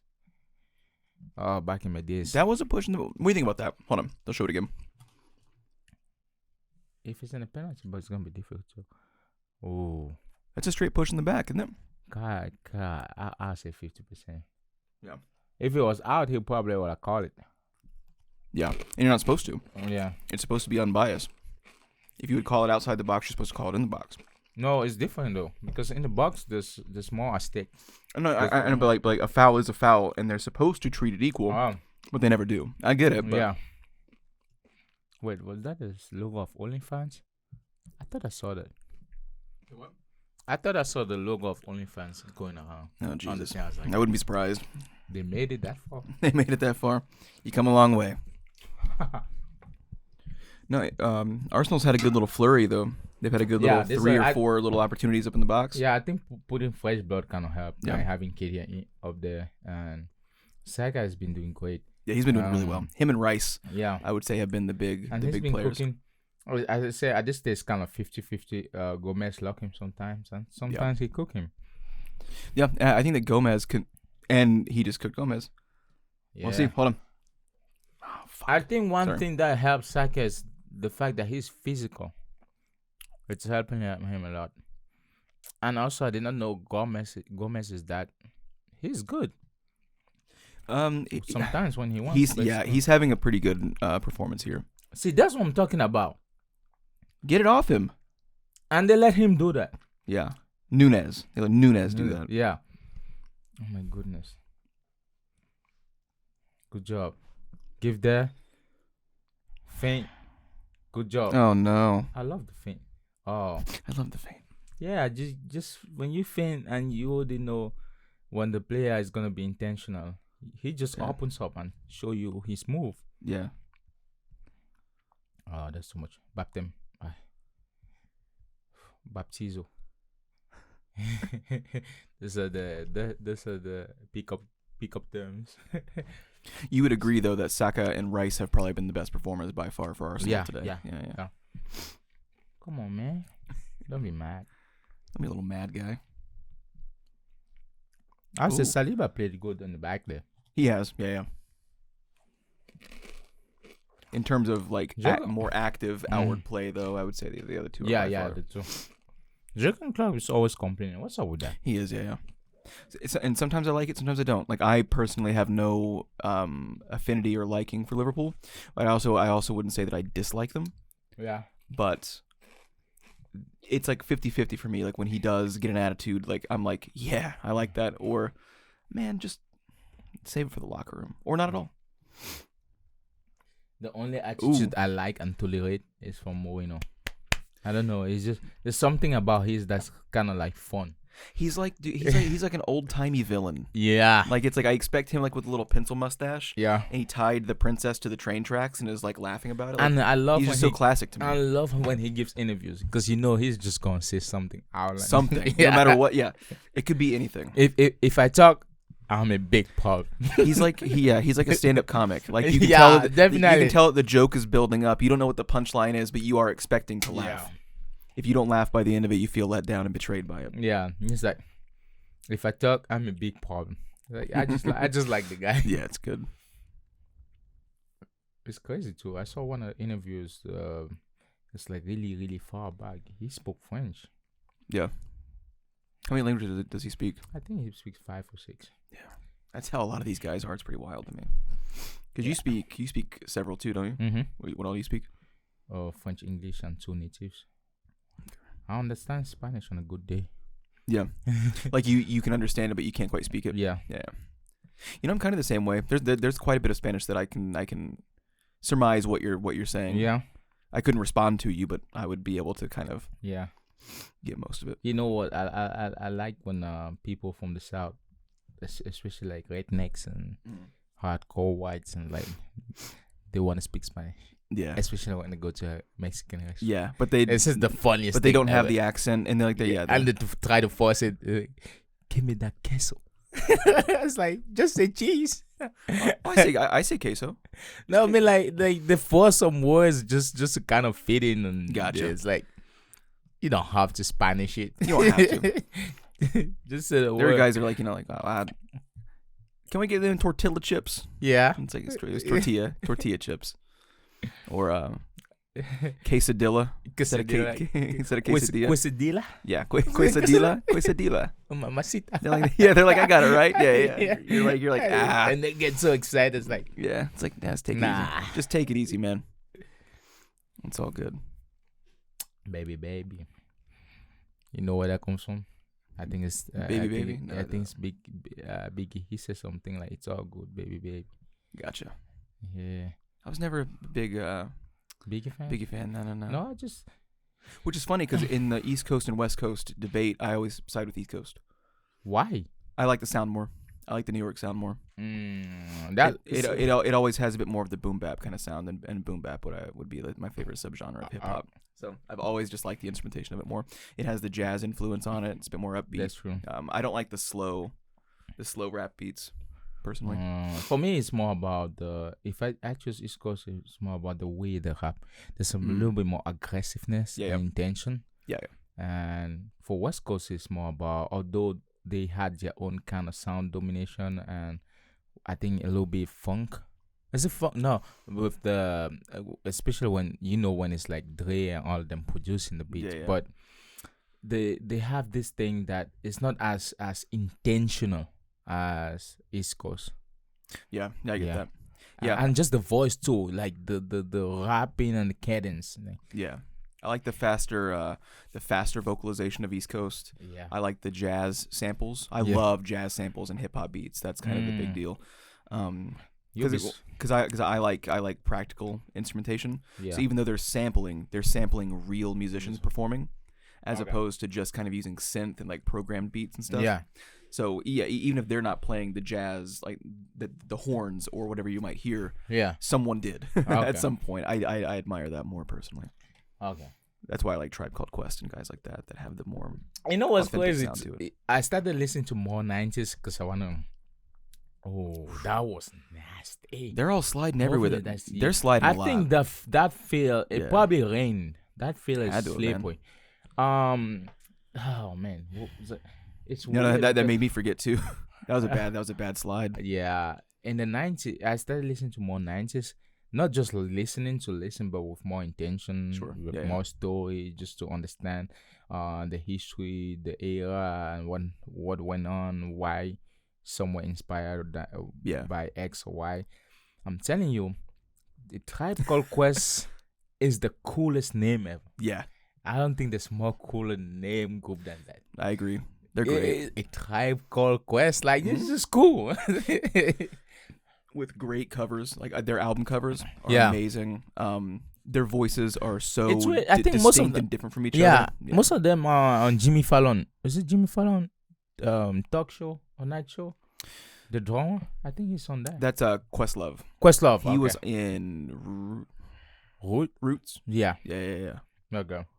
No, he's cool though. But yeah, I mean, like, you have a two-piece in A Tribe Called Quest. Their voices are so different. Yeah. Their lyrics are wildly different. They kind of pioneered the jazz samples. Yeah. But they still have a New York sound. Like, they're great. I will definitely be jumping and going through more in depth with like the rap genre of those years. Yeah. But one person that I've been going through his catalog lately has been DMX. Yeah. He's the aggressiveness. He is aggressive, man. He is aggressive, but it's not just aggressive in the sense that you feel the aggression. Is in the sense that you feel some sort of arrangement, like you feel like he's rallying you up, like, yeah, we're going to war. No. Well, that's what a lot of, man, I'll tell you what, because that's when I was growing up, was the early 2000s, really. Yeah. That's when all of a sudden I'm hearing music from other kids. Yeah. Not just kids that like grew up with me on the block and stuff. But like that's what a lot of the rap that kids were listening to was the very.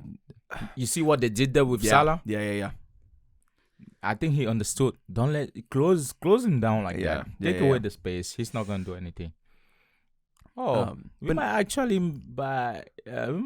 end the game on Neil. I'm okay with a draw at this point. I mean, getting a point at Anfield's always a big deal. Yeah, it truly is. No, I mean, you're right though. It's aggressive, but it's like a rally kind of a thing. That's the way that a lot of that the club music in the early and mid 2000s was. Like the beats were designed to get you pumped up about stuff, not so much about the lyrics.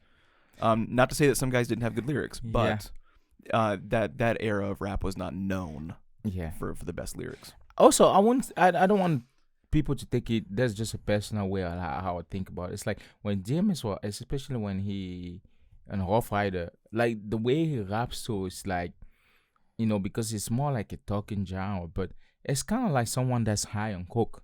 Like it's like he has a certain number of words he has to get out that quick. And you get the sense that he's not entirely sure what all of them are either. He's just kind of just having to come off the top and figure it out. I would be surprised if they tell me he freestyled most of it. I'll be like, yeah, I can tell. But it's great though. Yeah. Like I didn't know he had so much. I'm still going through, and he did have a lot. The one thing that I like is Where the Hood. I don't think that will be released in this era, but because it's so vulgar, you have to listen to it. Oh yeah, no, it won't be released in this era. I remember when the song all came out. The LGBTQ community will come after him. He can do that in this even era. on the radio, because like that song came out. That song was on the radio. Oh, he cannot go on the air. It was on 101.1 The Beat Jams. And but of course it was that was the era of rap that, like, because rap was such a popular genre that they still put it on the radio, but they edited it so the lyrics literally sounded like a like that was like that's like what his song sounded like at a certain point. You just accepted the fact that if you heard on the radio, the lyrics were the vocals, you could barely hear them. One person from East Coast that I also want to go through is Mace. You talked about him recently too, yeah? Yeah, because I've been listening to one of these songs. Is it one of his songs? Oh, he was one of More Money, More Problem. I think he was on that song too. Like the way he flows is kind of sluggish. Yeah. But it's smooth with the beat. So. Yeah. Because that was back when it was like hyper pronunciation or like kind of that bouncy kind of cadence. So as soon as you started sitting back a little bit, it was a very strange sound. I get that. Yeah. We got about 2.5 minutes left. Yeah. We're in the 93rd and a half minute, 39 seconds. Looking 1-1. Looking 1-1. This was a much more even second half. They both kind of... I guess I should have seen this coming. Yeah, I thought 2-2, but this is kind of the same play style that I assumed, though, of like both defenses are pretty solid. And the forwards are locked down, but there are still some chances. I feel that both teams have been a little defensive at some point instead of attacking straight and making and just keep coming with it on the attacking side. But I can see why too, because at some point there's not a point at this in this game where the intensity was so high from either one. It was more of a constant with spurts of no one seemed hyper like out of control or firing at all cylinders. They both kind of tried to work up at slow point, they were both small points in time. They were both playing it safe. That was the thing. Yeah, they both played with a level of safety that I didn't quite expect, but should have, considering the stakes of the season. Yeah. Virgil van Dijk. Man, I love playing FIFA 2019 with Van Dijk. He would track down so quick for his size. that was a bad little bit of play from Zinchenko there. Yeah, that was not exactly where it needed to go. There you go. 1-1. That's the score. Liverpool, Arsenal. How about that? I'll take that. We saw that coming. As a fan, that looks at least good to me. Both of them are taking a point home, and y'all should tell us, what did you think about the game? It could have had a few more. I like. I think Liverpool could have taken the win if they had been effective with their chances. They lost quite a bit of momentum in the second half in terms of that spontaneousness that they sort of had in that first half. Yeah. I can get behind that. I like that Arteta kind of put in new blood. Also, the second half was more of the left or right side from coming from Saka on that side. They had more of an opportunity. Yeah. But there were at no point of time there were a lot of threats where it had opportunity to be a goal. So I think moving forward, there's things that have to be fixed on the Arsenal side, and it's been a problem in a while.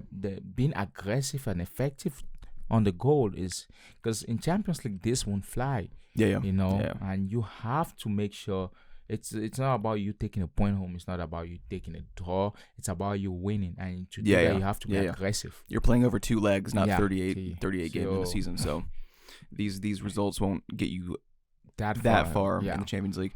Yeah, but it's the exact same thing that I've seen for quite a while, where the build up from the back looks solid.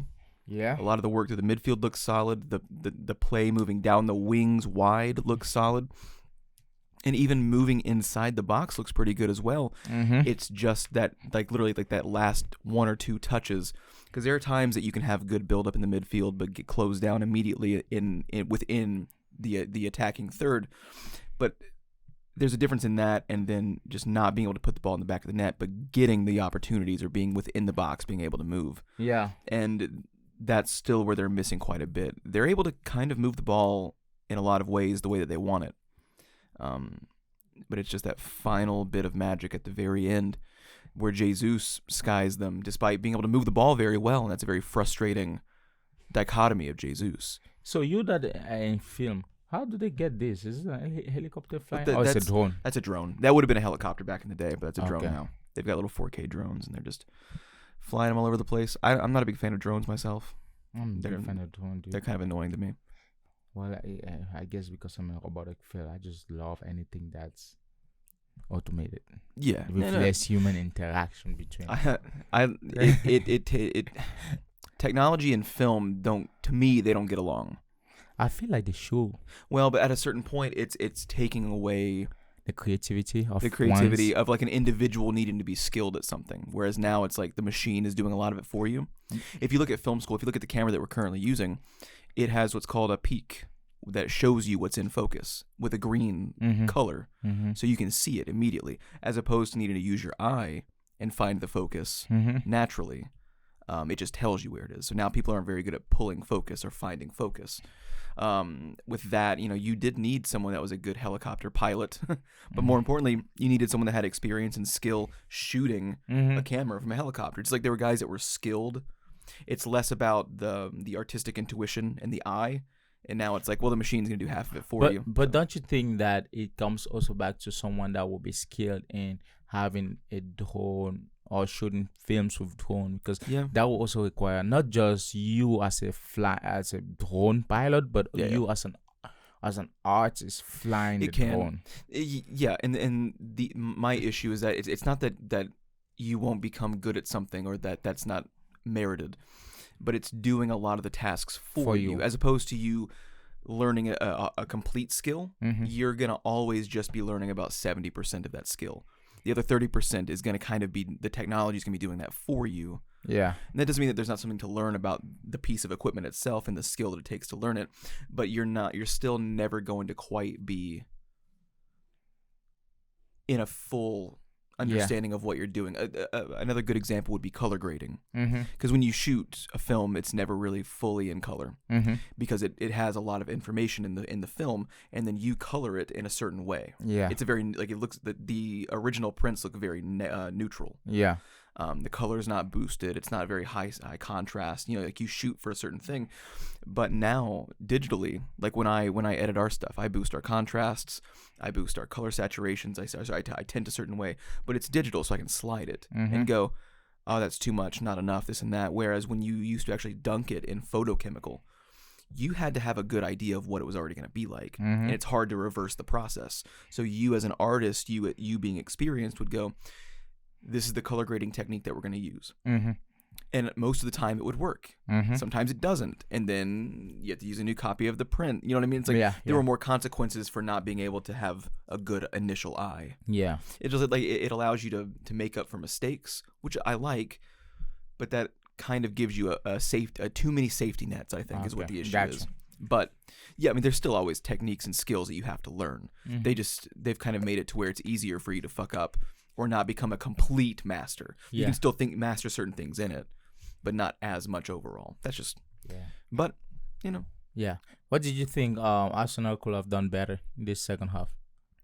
The final result, I think that Nketiah could have come on a little bit earlier. Yeah. Or Jesus could have been a little bit more aggressive. Martinelli was disappearing quite a bit. The left wing did not get as much attention as the right. Saka played very well. Odegaard was not really able to, and again, I think that's sort of what I said at the end of the first half. He wasn't able to get a lot of opportunities going. He does seem to disappear in big games, but I think the biggest issue was that he didn't have a forward threat. Yeah.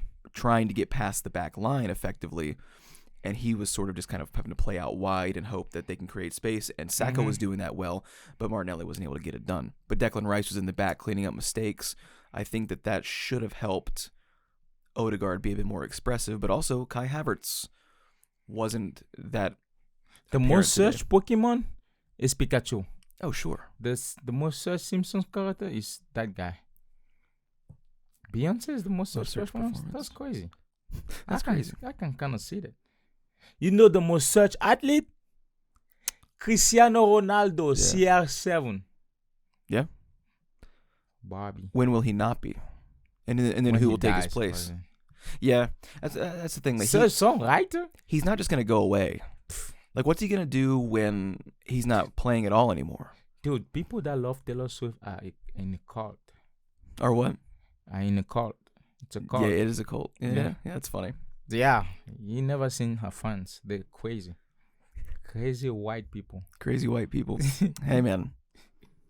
I think we're all crazy to a certain degree, but there is something about crazy white people. No, you know what's crazy? Every time she won Grammy, I always feel like, what does she sing? Because at that point, I didn't even know. I don't know one of her songs. But she always wins. I was like, who is voting for her? Then last year, literally everybody on the planet but you seems to be voting for her. I guess the most searched world record. I didn't know that. So, God damn, he's tall. You know, he plays in NBA. Yeah. Wembanyama. Yeah. I want to get into some of that, but it's crazy because then I got into her when she came here in Nashville at her concert. It kind of watched all the shebang that went on. I was like, what? Yeah. That's a cult. Well, it's funny. That's kind of a newer thing as well. It's been like since COVID, really. Yeah. Because she's been making music in Nashville since like 2006. That's what I also saw. I was like, she has built her fan base in since. Well, but that's the thing though, and like don't get me wrong, she's always been popular. She's always been popular. But this level of popularity that she's gotten to over the last 3 years or so definitely was, to me, out of nowhere, because she's always been around. It's like I wasn't surprised when she was popular, but for it to be this like massive level of fame, like that there's really no musician now that's comparable in terms of popularity. I was like, really? Like, because she's been around for a while. Yeah. You know what? It's also because I feel like her music is for all generation in a sense, but has less substance for people that actually listen to music to listen. Like for me, I've listened to one of the songs. There's not a lot of substance for me. Yeah. But again, if you're appealing to young crowd, they really don't care about substance. Like Jay-Z said, do you actually listen to music or do you skim through it? Well, how about that? Well, and then the thing is as well, like I sort of compare it to wrestling, where, you know, if something's gonna be so popular, it has to be agreeable with everybody. And how do you get everybody to agree on something? You can't. So you kind of have to not say anything. Yeah. There's a reason that, you know, an extremely popular movie, everybody likes it. Sort of does the same things that every other film does, because as soon as you start getting very specific about different things, that's going to turn someone off. Yeah. But if it's going to be that popular, you can't turn anybody off, period. You also have to not be cancelable. You have to be appealing to the crowd, and you have to be just vague, because vague, over kind of you can't just very be vanilla on a stand Yeah. Because as soon as you take You're stand one person that don't like it, you're alienating somebody. Yeah. You have to make something that someone likes, but that no one dislikes. That's the deal. So like when it's in wrestling, you have like a nice babyface or good guy that says things that he believes in, but like once he gets to like the world championship, you kind of can't make anybody mad, but everybody still has to like not hate you. Yeah. So you kind of can't say you're like John Cena. Yeah. Classic good guy, not really saying anything disagreeable but a lot or of people don't like confrontational. him now because of what China or whatever. Because he speaks Mandarin. Yeah. He he's became been there or something like that, and people are like, he's helping the Chinese. Yeah, he has said some interesting things about their politics, but yeah, I just don't give a shit. But no, I mean you're right though. For something to be that level of popular, it kind of can't be too specific, and it has to be very vague. Yeah, you can't alienate a single person, and you do that by being an individual and having an individuality and a uniqueness. So you kind of can't be unique and be a certain level of popularity because people will disagree with you at some point. Well, this was a good game. I really did not see the draw coming off. Another thing is that I think we'll have we'll still test this about 3-4 times. Yeah, and we'll do a live one. We've got a couple lined up. Yeah. We've got the Champions League final for sure. If Liverpool and Leverkusen match up in the Europa League, for sure. Probably the second leg if the first leg is good, interesting. And I'd like to do it for El Clasico with Madrid hosting. That'd be nice. We gonna come with the heat, baby. Oh, Jesus. I'm just saying. Yep. I'm just saying. I know you're just saying. You just say a lot of things. And this was a good game and a great experience. This was fun. There's gonna be a lot of games this weekend. I don't know if we're gonna have a podcast Tuesday. Yeah, we're gonna have to talk about some sort of audio only because you'll be out of town. So we might not have a ton of shorts. It might just be the full episode and that'll be it because I don't want to make a short with just our logo. That wouldn't work that well. But we'll see. But yeah, I mean, it's the 23rd. Tomorrow's Christmas Eve. We got a lot of stuff going on. Tomorrow is, I think, Wolves and Chelsea on Christmas Eve. So that'll be a good one to watch. And there's a Boxing Day too. There's a Boxing Day coming. Yeah. Those games are around for when you're around family but don't really want to be around them. So you just put a game on and you're like, just don't talk to me. Oh, wait. Do you think we are ready to end this? Oh, I'm out. I've been out for 45 minutes. Oh, I'm kidding. No, this is a very good experience. Well, they get extras on popular conversation, So they're getting the full experience. If you ask me, the full experience. Yeah. You learned a lot about who we are today. So if you unsubscribe, I understand. Yeah, subscribe. Do what you gotta do. Go ahead.